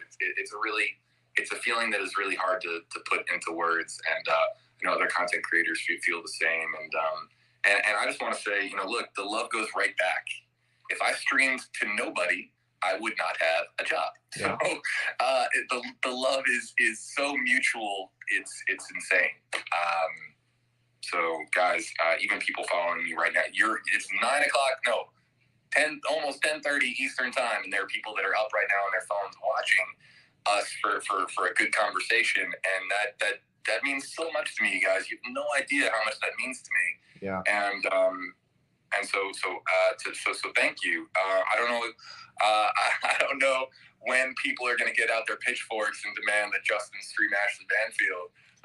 They'll I'll live. stick around as long as you guys want me to tell you the truth. I have my live. 2 cats that are right here next to me. I'm in good company. I'll stay here with you guys as live as you'd like and talk with you. It can be about stories. It can be about fun. It can be about behind the scenes of the news industry. Justin, if you have any questions, I might interview you at some point. I don't even know what I don't know. The thing is, I do this. I kind of fell into this. Like, even when I first went viral, like that was nothing I was looking for. It just kind of accidentally happened, and I'm grateful for it because it gives me a platform, and I try to use this platform for good. And now it's grown exponentially. I'm like at 521,000 and change or something like that. But and I'm grateful for it. But I would love to do this kind of thing full time. But unfortunately, TikTok doesn't give their creators enough on that. But that's why I'm kind of starting to go towards YouTube. Is maybe I can get to a point where you do that. But I hope you do. As I understand it, it's a better platform to for creators to get compensated, and people don't understand how much work Justin does to get his content created. And I know because I'm a content creator, and so just because I work at a TV station doesn't mean that I have immense resources, and it's not that simple. Content creators that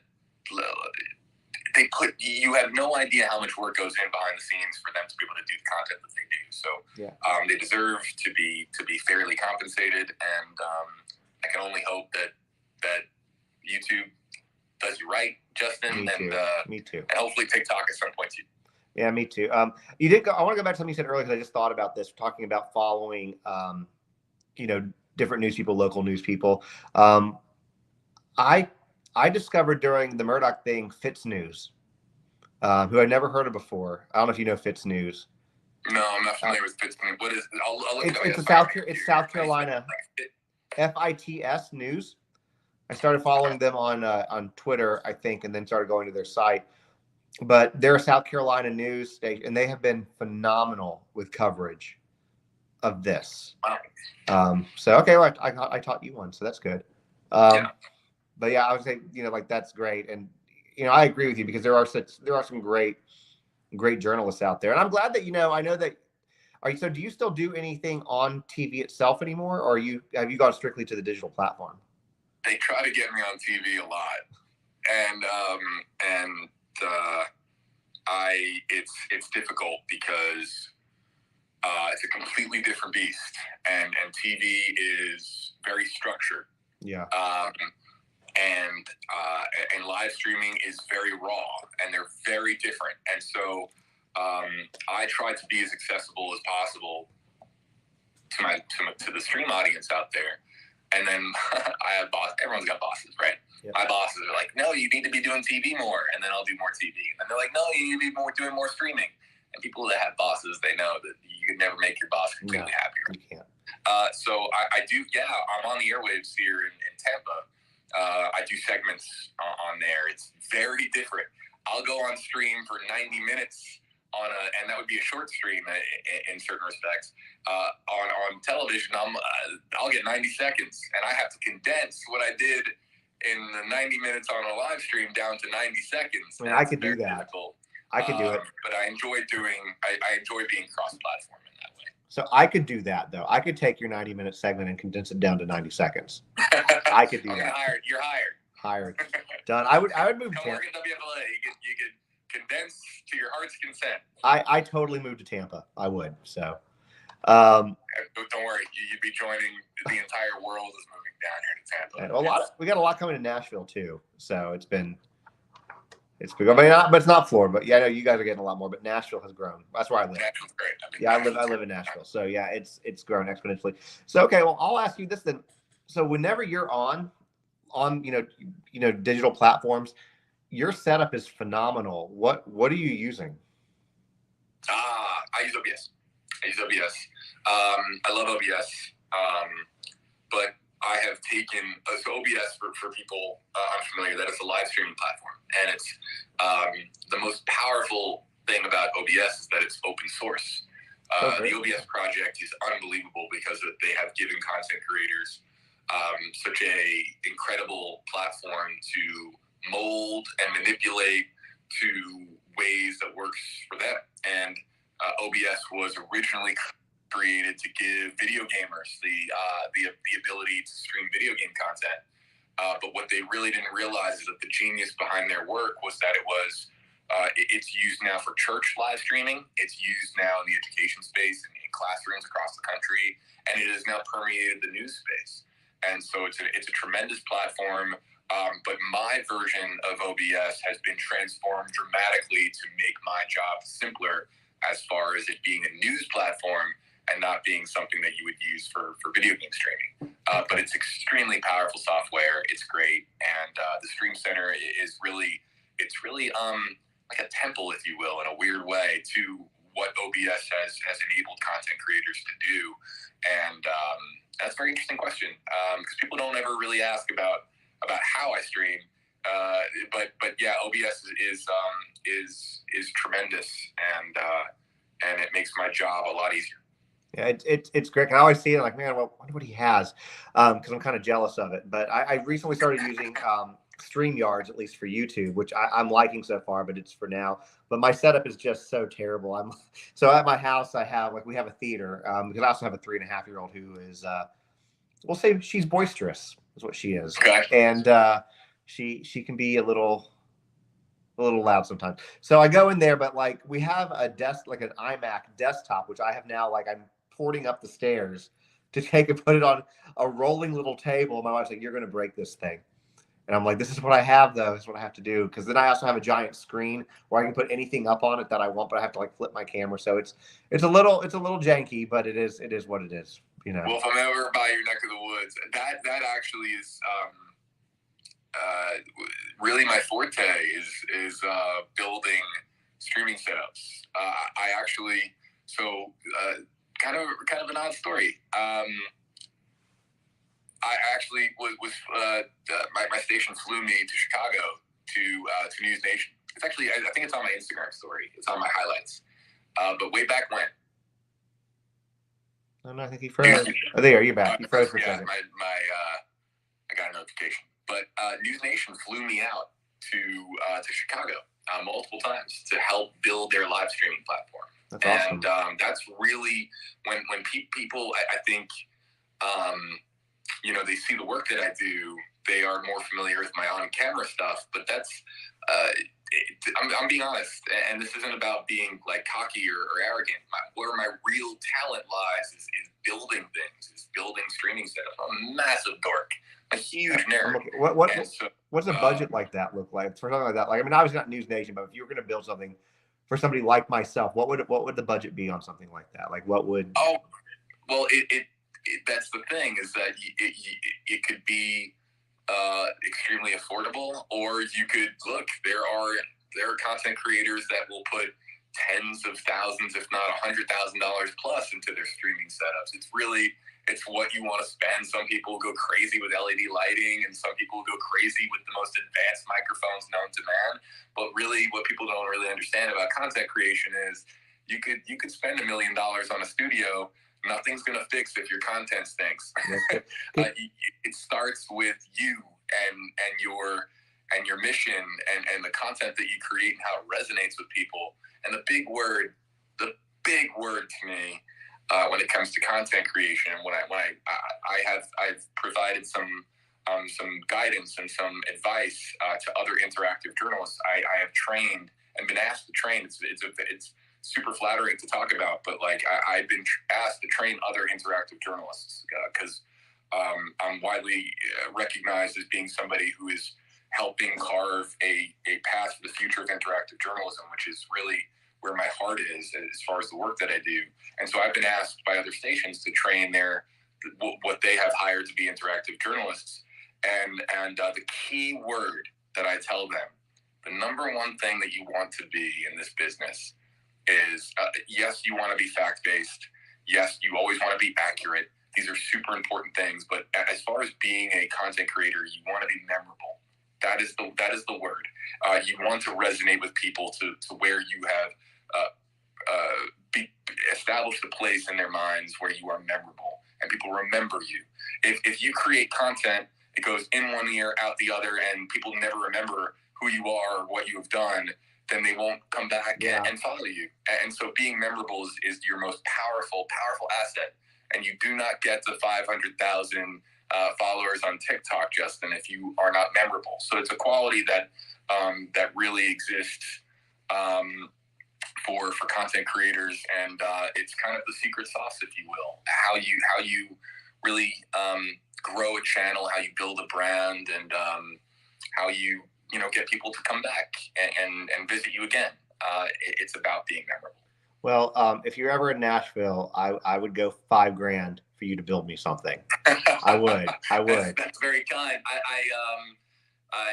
If my bosses were watching, they would be like, no. That's very kind of you. I wouldn't take your money. No, I wouldn't say I'd pay you $5,000. I'd say I have a budget of $5,000. Oh, no, yeah. No, I'm not gonna pay. I'm not gonna pay you because I actually have a text message from you from when we did Gabby that said if I ever needed anything, and I would just turn that favor in. I'd build you the greatest system of all time. I would do it out of the kindness of my heart, and I'd have fun. You wouldn't. I think I read that as $5,000 for me in my pocket. I mean, I got a little excited there for a second, but I wouldn't. No, of course, I would have the time of my life building your streaming setup. I'd have to wipe the dumb grin off my face doing it. I would geek out over that too. So, somebody actually just asked a really good question for you. Sure. Let me go back to it so I can read it like verbatim. Can I ask JB what story is his most memorable story to cover?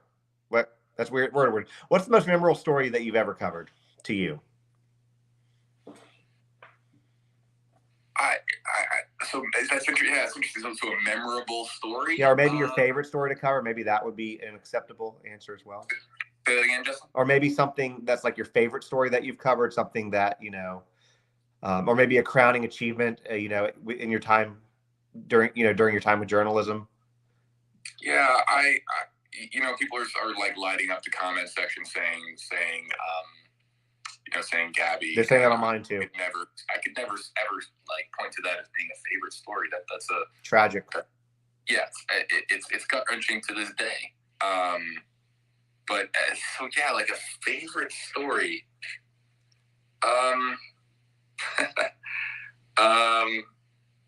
I once did a story.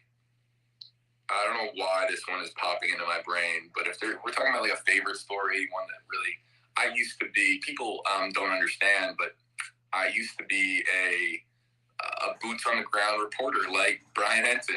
I say like Brian Henson. I wasn't flown around to the biggest stories in the world to cover. I was a local news reporter, but I was the guy holding a microphone on the side of the road covering local news. And I don't know why this popped in my brain. There was a story that I once did about the importance of the bat population to Delaware. That's an interesting one. I know it sounds totally weird, but I did a story about a family that built a bat house in their backyard, and they were talking about the importance to bats to their ecosystem. And I don't know why I had a field day with it. I had so much fun covering it because so many times I sat down and I thought to myself, what world am I living in where I'm a news reporter covering? I felt like I was working at National Geographic. It was just totally bizarre and weird. And but I still to this day will get every now and again. People will have remembered that story because they remember when I was a local news reporter in Delaware. And they had watched that story. And for some reason, it struck a chord with people, and people loved it. And I will still, every now and again, I remember your bat story from Delaware. And that is just such a weird thing that, So I one day I want to build, we have bats in our neighborhood here in Tampa. And I want to build a bat house in my backyard now. And the reason being, for those who are unfamiliar with why bat houses are so popular, or not, I want to say popular, so effective, they should be more popular, is because they eat all the mosquitoes. They eat all the bugs. If you have a bat house, when the sun goes down at night, the mosquitoes, the bats will come out of the bat house, because they sleep in there in the bat house. And they'll come out and they'll eat all your bugs in the backyard. And it's a great way. It's really nature's form of mosquito control. So I'm sure that is a very weird answer, and people were I kind of like it though. Where did this live go? But that was the question, and that's the answer. Somebody because we've now covered Murdoch, Idaho, Gabby, the Royals, and now bats. Now bats in your backyard. Yeah. Bats are amazing creatures. They're beautiful. And I know that sounds really weird, but I've always had a fascination with them. My wife too. And so, yes, that is a memorable story that I did. One that's kind of like in a weird place in my mind that doesn't have to deal with death and destruction, unless you consider, the death of, mosquitoes being something that matters to you. But it does. That's the answer. Mosquitoes are miserable creatures and provide no value. Selena's in my comments are saying JB is the real Batman. That is really the truth. That is true. I buried the lead. I actually am going to go down to the Bat Cave, and what I'm going to do is I'm going to go fight crime tonight. In fact, I will show you guys this. There is right over here is my fireplace, and you hit something on the fireplace, and it takes me down to the Bat Cave where I become Batman. Okay. So my secret is, Justin, you have breaking news on your hand. My secret is out. Here's the thing. That's all it could be, because there's no other reason to have a fireplace in Florida. That's right. I haven't used it once. I moved into this house, and I said, wait, why is there a fireplace? And there are people in Florida who will use their fireplace when it goes down into the 50s. Yeah. And as someone who grew up in New York, you laugh at that. Yeah. Yeah, 50s in January is tropical. So, yeah. My dad lives in Miami, and if it gets below 70, he's freezing. Yeah. So I might get that soft at one point, but I'm not there yet. Happy birthday to who was it? Dating Booth? Yeah, happy birthday. I saw somebody. My wife's birthday was yesterday. Could be saying that. Happy birthday to your wife, Justin. Mrs. TikTok. Yeah, her name's Alyssa, but yeah, she has that on her thing. She did Alyssa on TikTok, so yeah. There you go. So yeah. Justin, we all know your TikTok is your last name, right? Justin. Yeah. On TikTok. Because I'm not clever at all, and that's just all I could come up with, and it's made it very hard to branch to other platforms because I have to keep it at this for like brand awareness. So, and are you going to cover Anna Walsh? That's me switching. That's just me asking for me. Yeah, I have. Well, I know you have, but like as it progresses, are you still gonna stay with it? Yeah, I would like to. But again, it comes down to the stories in which I'm assigned, and that brings me to a really important point. People are like asking all the time, how do I get JB to cover this story? And I tweet. There's a link. Man, where are my YouTube moderators at? There's a link that you use to submit news stories for me to cover, and you have to mention me by name, but we do get people saying JB should be looking at this, JB should be looking at that. Anna Walsh is one. The thing of this narrative that has been established that Anna Walsh is part of the missing white girl syndrome. I understand that people have pointed to that and say that is why that there are experts who study viewership trends who say that is the reason why that story got a lot of coverage. And I really don't think that is the case. And I'll say it. And I want to shout this from a rooftop when people talk about it that way. This is a mother of three with three young boys with this suspect. And those boys are all under the age of 2, 4, and 6 years old.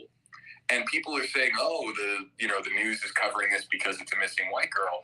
We're talking about someone who disappeared on New Year's Day, and she's got 3 young kids at home. Those 3 boys will never have their mother, will never go to middle school, to grade school and have their mother in their life. So I think that is really the big thing that people forget about that story. And their father. They just see the pictures of Anna Walsh, and they forget that there are 3 young boys in that household, or have been in state custody. And so I hope to cover it. I hope to cover it more. Yeah. And they're going to lose their father too, because even if he doesn't get, I think we can safely assume that he is the world's dumbest criminal. But sorry, no, you can't. I'll plead the fifth. Plead the fifth. But I wish the Google search history is very telling. Yeah, we'll just say that. We'll leave it at that. It's hard sometimes, guys. It's hard to hold back. If that is true,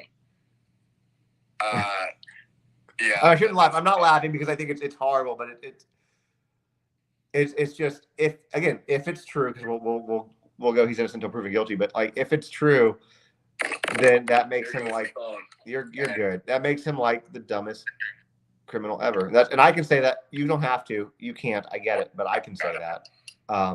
It's just some really bad mistakes. I guess don't jump from selling fraudulent Andy Warhols to murder. Maybe not a good leap. Have you heard? I'm just curious. Have you heard about the Verity Beck story in Pennsylvania? This one is gruesome. This happened right around the same time Anna Walsh everything was going on. This is a woman who double hop. One more time. Verity Beck, Verity. I'll tell you what. Just do this. Type in Pennsylvania chainsaw. Okay, got it. So she took both of her. You got to be careful, by the way, with some of the words you say on TikTok. Otherwise, the moderators get mad. So I have to make up stupid words like unalived a lot of times. So this woman unalived both of her parents with a firearm, and then dismembered them using a chainsaw. Yikes. So that was allegedly. So I don't.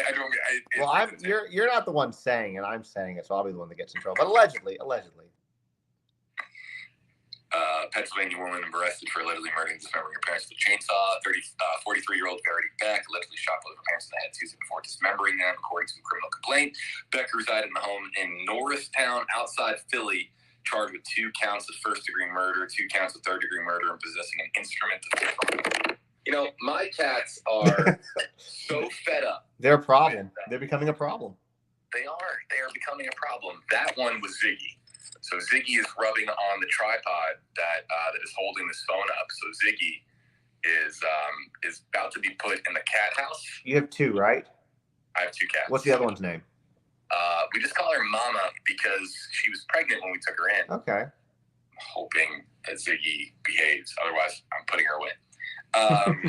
Yeah, we took in a pregnant stray and gave birth to a litter of kittens. And that's, awesome. You want to talk about memorable. I could talk. I should have see, and Ziggy just ran off because that time it scared her. So that time, all right, you guys were coming up like this. All right, I could do an entire show about cats because I love my cats, even though they are mischievous troublemakers who get very, very jealous when I'm giving others attention. But yes, I love my cats. And one of the most fun things I've ever done, I've done it twice now, taking a pregnant stray off the streets. That's awesome. Having a cat, with one of the cats that we took in, having a cat in labor really right next to you, basically in your lap, is one of the most jaw-dropping experiences, just because you don't really know, especially when you're taking a really pregnant stray who is about to quite literally burst. You don't know when it's going to stop. I don't know if anyone's ever seen a cat give birth, but one pops out, another pops out. You never know when it's going to end. Yeah. It is like a train of cats coming out, and you're thinking, oh my God, how many are in there? And so that is one of the more fun experiences that I've ever had in my life. How many did you get? How many kittens did you get out of that? Like how many? Yeah, we got five each time. We had one of them, we had a stillborn, and that was very, very sad. But excuse me. Yeah, I'm gonna start blushing talking about how much I love cats. Are you allowed to use your channel to talk about anything personal? Or do you have to do WFLA stuff only? Every now and again, I'll talk about some personal stuff. People want to see your cats. That's why I'm saying that. They want content on your cats. I'm not even kidding. That's what they're saying. I'm very cognizant of how difficult it can be to watch a live stream where for so many hours we're just talking about murder or death or tragedy. And every now and again, when I feel like I think everybody needs just a little bit of a slight pick-me-up. Ask Brian Enton. When I have Brian Enton, he gets a little frustrated with me. Brian gets a little frustrated with me because when I have him on, I like to ask how his life is. And the last thing Brian Enton likes to talk about on camera is his own life, because that's just how he is. And it really, it's how a lot of reporters are. We like to stay focused on the task at hand and doing our job and making sure that it's about the story. We were taught, as far as journalism, we're taught it's never really about us. We're trying our very best always. Streaming is a little bit different because of how long form it is. Yeah. But when it comes to television and also print, radio, really traditional journalism is mostly about completely removing yourself from the equation of the story that you're telling and just letting the facts speak for themselves. With streaming, it's a little bit different because I feel like every now and again, when you are doing it for hours and hours and hours, sometimes just getting a little bit of a breather is I think it's really important for mental health, not just for the audience, but also for us reporters and creators. So I'll ask Brian Enton about his life. That's and funny. I'll ask what do you put on your pancakes? And he'll just shake his head, and he'll text me afterwards like, really? And I love having fun with him because he's just because he hates it. I know, I get that. I totally get that, and I appreciate you doing that to him as well. You have to, and he's fun. He makes it easy. I was going to ask you something. You could always create a channel for your cats and just don't tell anybody. It's just Mama and Ziggy is what you could call it, and just let people find it and they won't ever know it's you. An incognito channel. Yeah. The problem is, I tell you why I can't do that, because I would become so obsessed with creating cat videos that people would be like, wow, I haven't seen JB on the news in like a couple of weeks. And it's because I've made 47 cat videos instead of actually reporting on the news stories that people want me to report on. So are there people, Justin, maybe you can answer this for me. Are there people that just make cat videos? Yeah. Because I want that job. If there was a way to make a living just having fun with my cats, that would be... I'm sure there is. It would require probably a lot of training in some strange sideshow, but you're in Florida, so I think it would work. I watched that on Netflix, like Inside the Mind of a Cat. And it was I didn't even know about that, so there you go. What pets do you have, Justin? We have 2 dogs. Okay. We have a Cocker Spaniel who they're both dogs are rescues. Our Cocker Spaniel we got when we were living in Texas, and we got her at 6 months old. And since obviously you're an animal lover, this is going to make you cringe a little bit, and I apologize. But at 6 months old, she had been beaten with a belt. She had been she had a sister who's how we found this one. We applied for her sister, but the sister got adopted. But they were both so flea-ridden, they were anemic, and they were so malnourished. Like her name's Zoe, her teeth never came in, and Zoe's like a very small Cocker Spaniel. And her vet, because she's how do I put this nicely? She's challenged, I guess, mentally challenged, and basically the vet said that if she were human, she'd be the equivalent of fairly severe autism, is basically what it was compared to. And that was all because of malnourishment. And as being a puppy. And then the other dog we have is a King Charles Cavalier, who he is a very sweet dog, very good dog, but he is a very annoying dog. He does not ever stop whining. We have to put him on all sorts of medications and stuff because of it, and because that breed has a tendency to have heart issues, and you can't get him stressed out. But we think it's because he was taken from his mom. He was a puppy mill dog, and he was taken, we think, from his mom too young, and then some very young girl got him, and then realized puppies are a lot of work, and then surrendered him. So we ended up getting him, and I love them both. They're animals come with their own personalities and their own sets of challenges, and it is. But you adopt them; they're yours forever. That's the name of the game. So. Well, I feel like I have a dog because the mama cat that we have, we just call her Mama because that's just, I don't know how that stuck. It was just easy. But she thinks she's a dog. She is quite literally a watchdog. Every single solitary time door has to sniff them. It's we think that she has a personality disorder to where she is a dog stuck in a cat's body. That's hilarious. She stopped licking me. She just licks me and likes to play with me. And she very much is like a dog more than a cat. Ziggy is very much a cat, but Mama, definitely a little confused, a little schizophrenic. So she's a puppy cat. So she's a puppy cat. She's a puppy cat. Yes, no, Yeah. She is. Yeah, that's very the word. with a big personality too. Yeah. So why don't we do another 5 or 10 maybe? Yeah, 5 minutes would get us to 11. Rapid fire with questions. Yeah, go for it. I'm good with that. People, just if I see a question, I'm just gonna answer it as quickly as possible. Justin, why don't we ping pong? Let's do that. Okay. That makes it fun. Okay. I'll take a question, and you take a question. We'll just ping pong back and forth. I'm just gonna see it and I'm gonna answer it. Okay. Amy wants to know what my favorite dessert is. Creme brulee. I love creme brulee. I make creme brulee. I love to make creme brulee. What is your favorite dessert, Justin? Oh man, actually, I like key lime pie a lot. That's probably my favorite. Yeah. My whole family's from Florida, by the way. My entire family, everyone's born and raised in Florida except for me. So. Man, any of them in Tampa Bay? No, I think the closest to Tampa I have now is DeLand or Tallahassee, which neither are really that close. Well, if you're ever in the area, man, hit me up. I will, for sure. I was actually not there not too long ago for work, believe it or not. So during Gabby. Okay, so my question for rapid fire is actually a question for you, apparently. They want you to know who you're going for in the Super Bowl. I'm not a sports guy at all, so I don't even know who's playing. Wow. The Niners. I'm an enormous Bucs fan. I'm in Tampa. I just have this weird feeling about the 49ers. There's something about the guy getting taken with the very last pick in the draft, like the last Mr. Irrelevant, becoming a Super Bowl champion. That is straight storybook. So I'm going to pick the Niners. That's a good underdog story. I want to address it.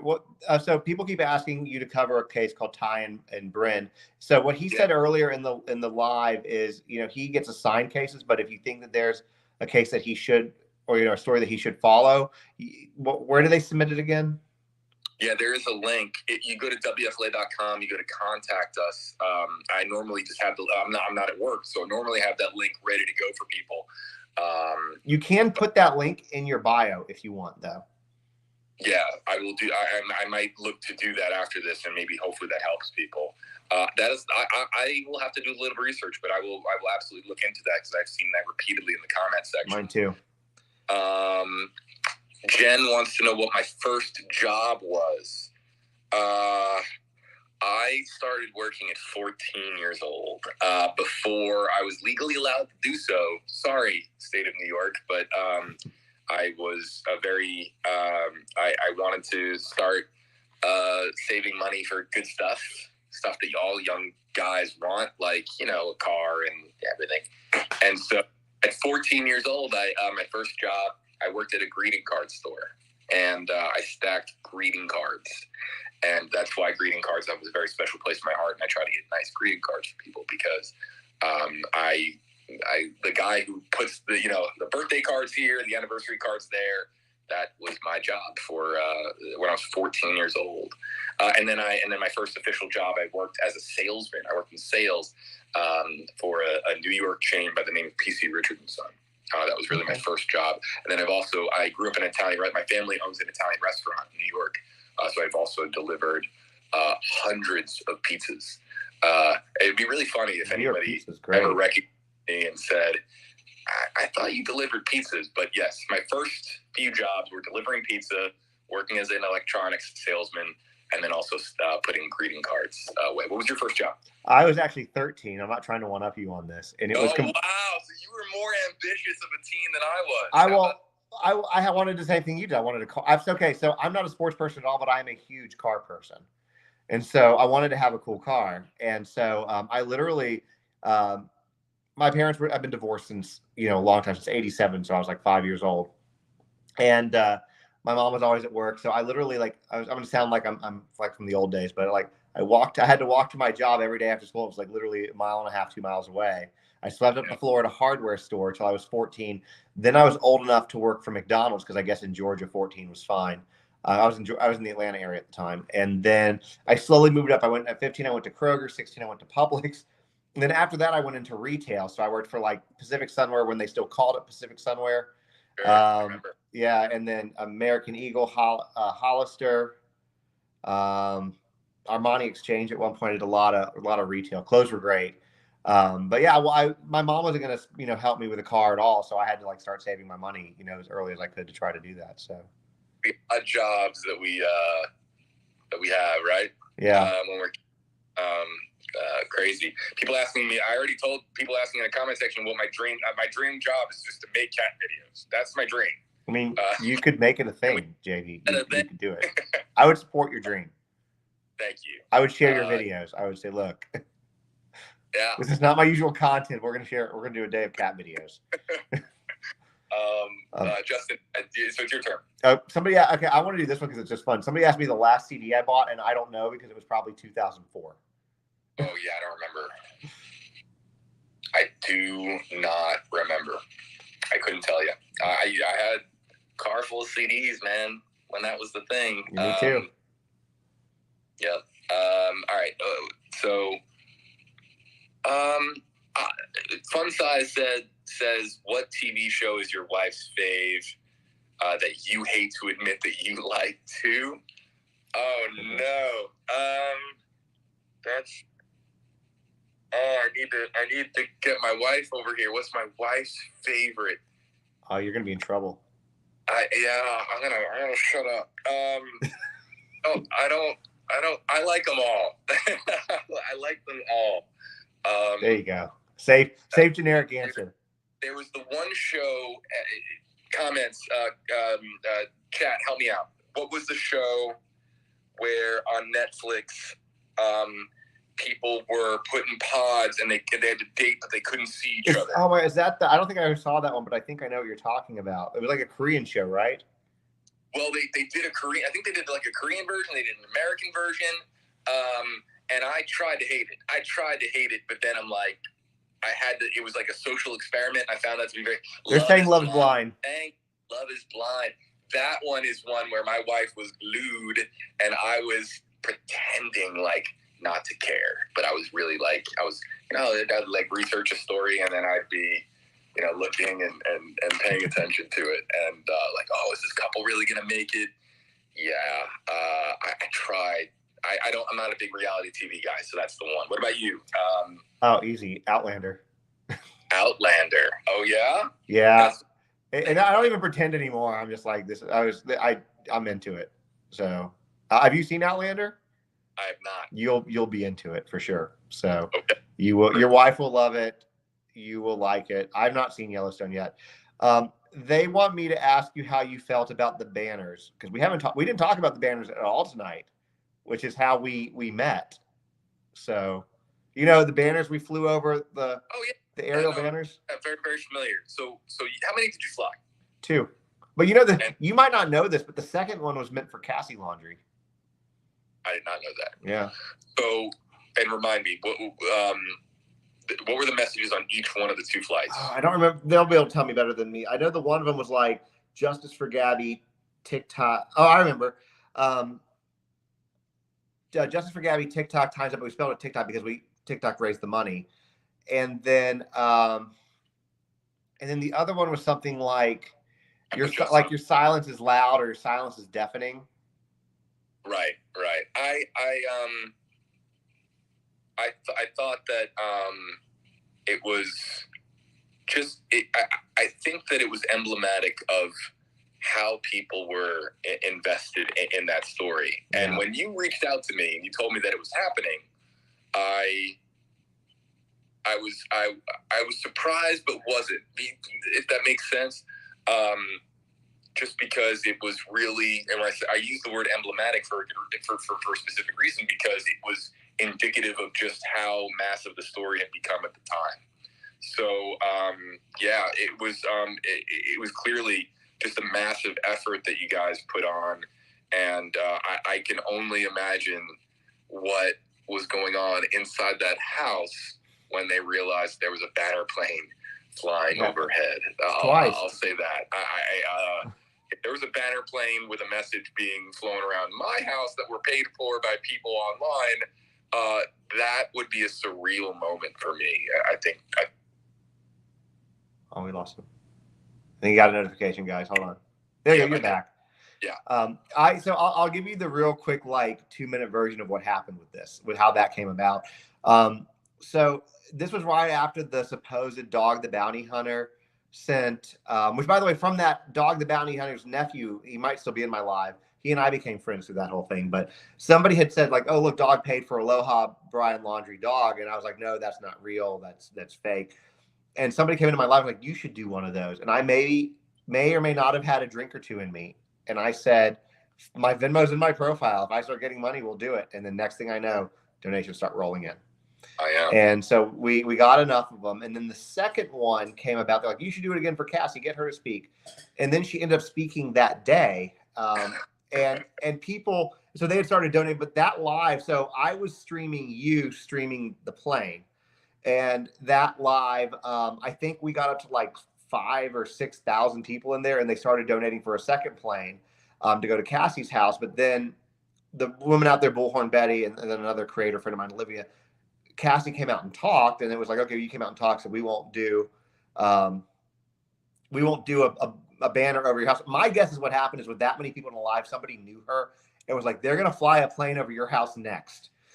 And they were like, we don't want this. We're going to talk. And so we had the money, and it was too many people to just refund. So I was like, all right, let's just do a second one around the laundry house. And you're like, I told you about that. And you're like, okay, whatever, we'll go with it. So we did, but that's how that came about. Stories have you heard of where a banner plane that was community funded was being flown over the house, people that were being hounded for answers? I mean, just goes to show that story is unlike any other, and I think that's a good way to put it. I think I only lost you again for a second. Battery. That's really what it is. Yeah. So all right, we'll try to get to a few more, and then I'll probably have to sign off. Whose turn is it to get a question? Is it mine or yours? I think it's yours, because they told me to ask you, or maybe it's mine. They told me to ask you about the plane. So I guess, I don't know, whatever. Let's see here. Looking at some of the questions that are coming in on my comment section. Favorite holiday? Yeah, I'll go 4th of July, and I'm gonna say I love 4th of July. Just because I love the summer. I'm a big summer guy. I'm all about heat. I like it hot, and 4th of July is right in the heart of summer. It's around my birthday.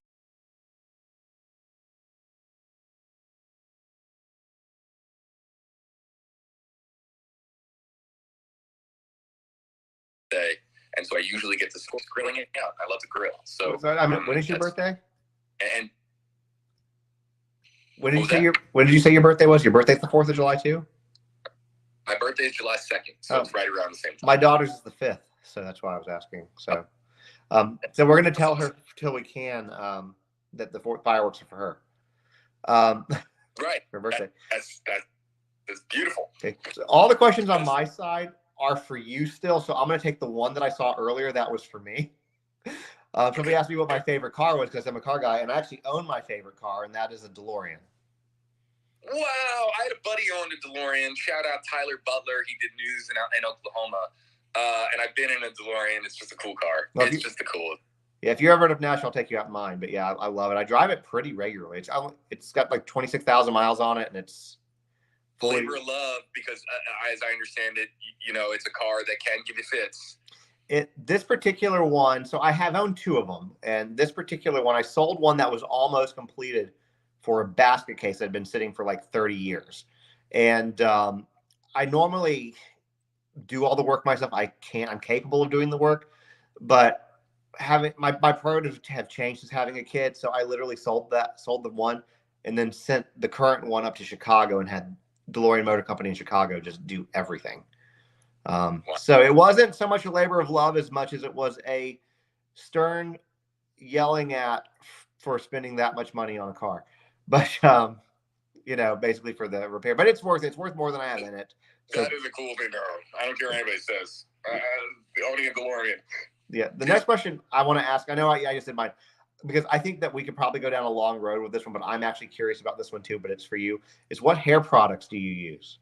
And I mean, I kind of want the question. I kind of have the same question now that they asked it. So I have a haircut tomorrow. This is in fact, I was supposed to go earlier this week and things got messed up news-wise for me.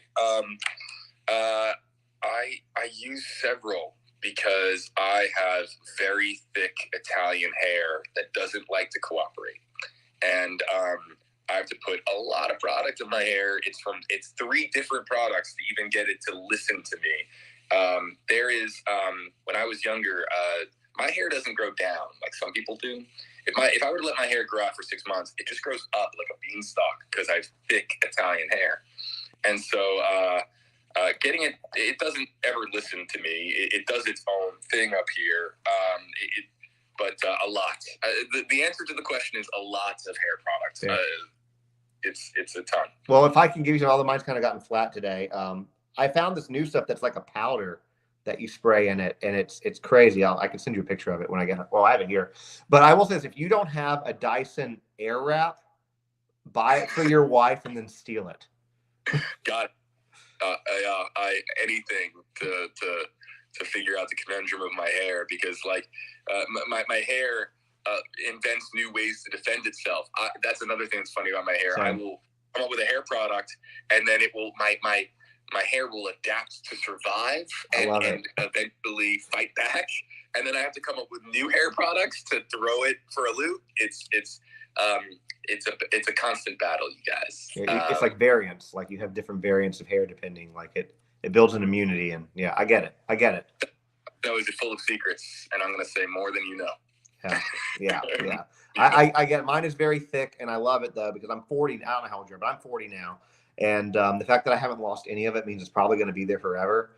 And I'm very happy for that, because that's like one of my, biggest fears is like losing my hair and losing my teeth. I know there's worse things to be afraid of, but those are mine. And anyway, so yeah, it's finding hair products is challenging. So yes, it is. But I will say this at the same time, women have it a good. I'll sit here and complain about my hair, but women have it so much harder in our industry, especially. No, they do. The women who will quite literally spend a total of 10 hours a week doing just makeup, for various shows, and sometimes reapplying makeup and hair. It is us guys have it way easier. So to the women out there, I salute you, because sometimes it is that's a real labor. Having to do an extended makeup session and do it sometimes repeatedly, depending, of course, on your particular preference. But yeah, I probably have time for like one more, and then I gotta go. Okay, take one more. Whatever. I'll take it from your side, I suppose. One more each. I mean, they're asking me questions for you. So, do you have any on your side, or do you want me to just pull one of these? Yeah, why don't you just pull your favorite question that you see? I'll pull one more out of here. Okay, this one said, this one's, I don't know if it's for you or for me. If you could give one, if you could give one piece of life advice, what would it be? Whoa. It's a good question. That's why I pulled it. Wow.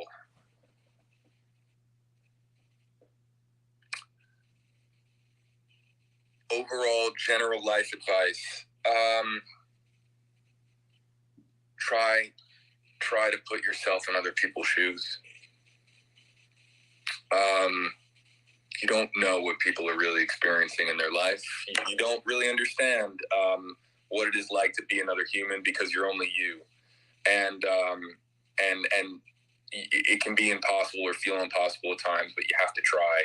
You have to stop and try to put yourself in the position of somebody else that is experiencing what so oftentimes amounts to hardship.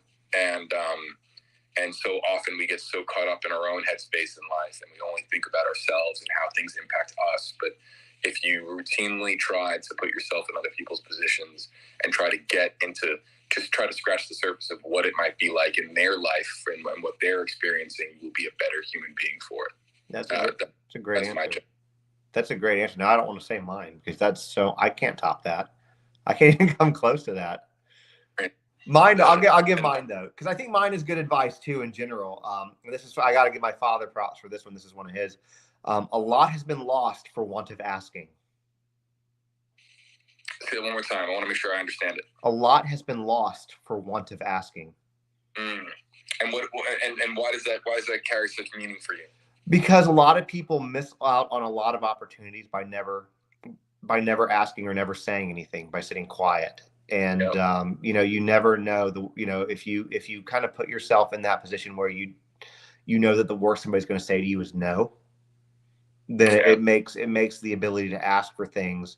And it can be for a lot of it can be for a lot of things. It could be to it doesn't have to be just selfish. It can be philanthropic as well. I know last Christmas, not this past Christmas, but the Christmas before that, we I worked with nursing homes until very recently, and I went into one that I called on as a client, and they had their angel tree up. And I don't know if you've ever seen a nursing home angel tree, but they want things like socks and blankets and maybe soda. Like, it's very small things that are very big to them. And so we saw that, and at that time I had a following of like 200 something. I said, I'm going to take all of these, every one of them off the tree, and we're going to fulfill this whole thing. We did it one night, and it came on, and I asked about, I could have done nothing with it, but or done it myself. I was like, hey, let's go on, see if we can get some other people here. I got this platform, and I asked them to help, and they did. So, it doesn't have to be just for selfish reasons, but you never know what people are going to say till you do. So that's great advice. I think that really resonates. Yeah, it does. And just feeling comfort in expressing yourself too is such a big deal also. So yeah, that was a really thought-provoking question. That was a great question. That's why it was a great question. We'll try to end out on one here to make us smile. How about that? Last call for a question to end the stream on a high note, and that way that we can smile as we sign off here. Any question that is on your mind, it's for Justin and myself, and really we'll ask it to everybody else too. Let's see. I'm getting a few over here, but they're more about us doing this again. Oh, that's great. Basketball is the sport that I played. When is the next stream? I'm always streaming. It just depends on the platform. Somebody asked favorite vacation. Any vacation where I'm underwater, scuba diving with my wife. I'm jealous. I've never done scuba diving before, but I really want to. My wife is has no interest in doing that with me.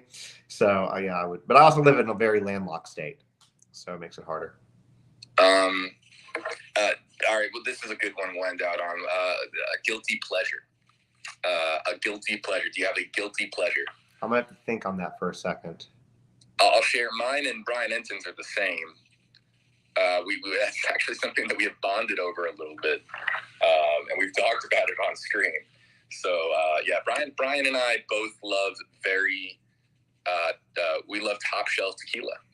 We love tequila. That is a guilty pleasure. As far as a more nerdy guilty pleasure, I'm a huge Nintendo nerd. Really? Yes, Mario, Zelda, you name it. If it's Nintendo, I love it, and that just goes back to the nerd inside of me. The nerd. I love my NES. I haven't played it in a long time, but I love my NES. And I still have it, and I still have a lot of games that I've had for longer than I want to admit. So yeah, just love it. I'm such a Nintendo fanboy. What's your favorite game? What's that? What's your favorite Nintendo game? Zelda Breath of the Wild, most recently. The most recent Legend of Zelda game, which absolutely blew my mind, and it just rekindled my love for video games. Even though I don't have much time to play these days, given the demands that come with it, but that one to me was just a masterpiece, and anybody who has played it knows and understands. Okay, you guilty pleasure before we wrap up? Records, vinyl. Awesome. Yeah. Favorite vinyl? It depends. It depends on the genre. But here's what I will say to that. I'm not really a huge Alice Cooper fan, but I've become kind of a huge Alice Cooper fan because one of my best friends, we're known forever, is Alice's personal assistant. So I've gotten to meet Alice like multiple times, and I have like a ton of his records, and every one of them is signed. And then I have also his top hat, which apparently I'm the only person to ever get one. So that's so now I have to kind of like be a fan of his because of that. But I don't know. It's hard because like I'm a huge Doors fan, but then if you get into more modern stuff, my wife got me into Panic at the Disco, and who was great. Huh? I saw them live. It's gonna be your last time.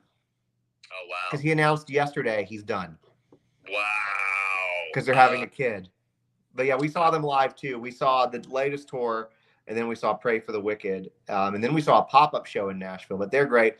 I've always been a huge Red Hot Chili Peppers fan. We saw them live a few months ago. But I just, I'm not really a country fan. But other than that, I mean, I like anything going back to like the big band era all the way to today, and it just kind of depends. Everything basically. But I'm not really a big fan of country music. I have some stuff that you have to have, like some Johnny Cash and some Dolly Parton, because Dolly Parton is a living, breathing saint. And but anyway, so yeah, that's I'd say that's probably it. So I made the mistake of not plugging in my phone, so my phone is on like 3-4%. I'm just like everybody else. I have a phone. It's got a battery. It might die. So we should probably wrap this up before I just like freeze and go to nowhere. So everyone, sorry, go ahead. No, I was gonna say people keep asking or pointing out that I see this in the top left, Justin. This is when you're teaching me and educating me. Yeah. 65K likes. I don't know what that means. That means so when people can like your live by tapping the screen, and it's just likes. So if you see little hearts. So is that us combined, or is that you and me? No, that's just you. People making up, like pointing that out. Like I don't know what that means. So that's just you. So the more they tap the screen, the more likes get you to like the top of the lot, like basically live pages. Wow. Very cool. And it caps out at like 1.1 million. Ask me how I know that, but it caps at like 1.1 million. The flex. Yeah, just a little one. But anyways, but yeah, I'm at 77.8, and it's not like I'm not like one-upping. I'm just telling you that's what mine is. So it's different. We have both different ones. What was your total? 70. Oh, now it's 78.4, 78.5. It keeps going up, like, because people keep tapping. But I will say before his thing dies, if you haven't followed him already after this, go follow him. He's new to TikTok. He's been around for a while, and he doesn't have as many followers on TikTok as he should. So make sure that you go over there and follow his account, because he definitely deserves it. And if you like up-to-date, really good coverage, you're going to get it from JB. I promise you that. Thank you. And then to everybody who commented and apparently hitting the like button, thank you guys. I really appreciate it. It means the world to me. I'm just trying to do good content on this platform, trying to be somebody that can perhaps help clear up some misinformation, do some good old-fashioned reporting on here. You're not going to find me really partaking in much trends or doing dances, choreographed dances, but I would love to see that. if you're looking for a reporter who will do his best job as possible, as humanly possible to be reliable, that's what I'm all about. So guys, thank you so much. I really appreciate it. And if you wanted to, they're all asking me to ask you to do it again. So if you want to do it again, I would obviously love to. I think we don't have to do it for as long as we have tonight, but if you're down for it, I totally would be because I think it was fun. I would love to do this again. I would love the opportunity to. So everybody, thank you for all the kind comments. I gotta rest because at 9 a.m. we begin Murdoch trial coverage tomorrow. Excited. Ahead of the 9:30 opening. So I appreciate everybody. Get some rest. Justin, thank you really for having me. It was a total pleasure. You are a classy dude, and so thank you for what you do. And it was an honor being side by side with you. Well, likewise, the honor's all mine. Yeah, man. All right, have a good night. Get some sleep. I can't wait to see what you come up with tomorrow. Thanks, Justin, and everybody. Have a great night. We'll see you soon. Okay. See you on stream tomorrow. See you. And for those of y'all who want, we'll talk about Banfield now, okay? Because go to Justin's page on Banfield. For Banfield. So, have a good night. You as well. All right. So that was fun. I really enjoyed that. He's a good dude. So Alyssa, my wife, who I believe is in here, might have to come down and tell me, or maybe Banfield's about to, let's. Okay, I can tell him to do that. He doesn't know how to do that yet. But we will get him there. All right, let me see what I can do, because Banfield might be about to come back on. Yeah, I'm very, very excited that he agreed to do that with me. That was amazing.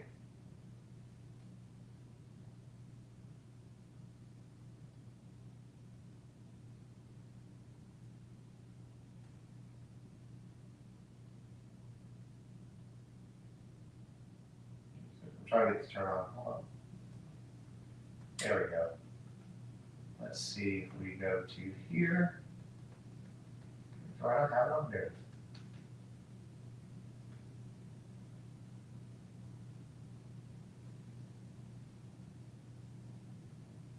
What? Why do you block the dating booth? They're usually awesome.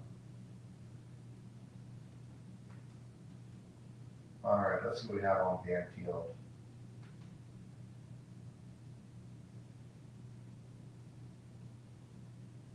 All right, there is News Nation.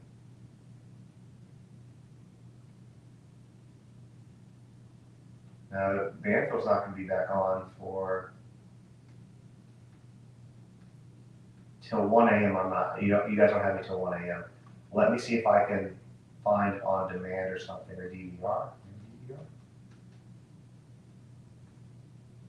Alyssa got it. That's great. Okay, here's what I'm going to do real quick. Okay. I'm going to do this for,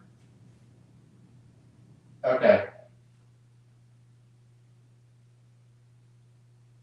Gotcha. Okay. What I'm probably going to do, though, we will watch, I got it right here. We're going to watch Banfield. So what I'm going to do for the sake of the live and for myself, because I know a lot of people got muted because of Banfield, but now that we're coming on, we're going to watch it. I'm going to take a quick 5-10 minute, less than 10 minute like bathroom break and stuff like that. Go talk to Alyssa, and then I will come right back on. What time is it? It is 11:27 my time. So by 11:35, I will be back on. So 8 minutes, 7-8 minutes, and then I'm going to come right back. So okay, Emily, I will. I'm going to come right back. So yeah, just look for me, like literally less than 10 minutes.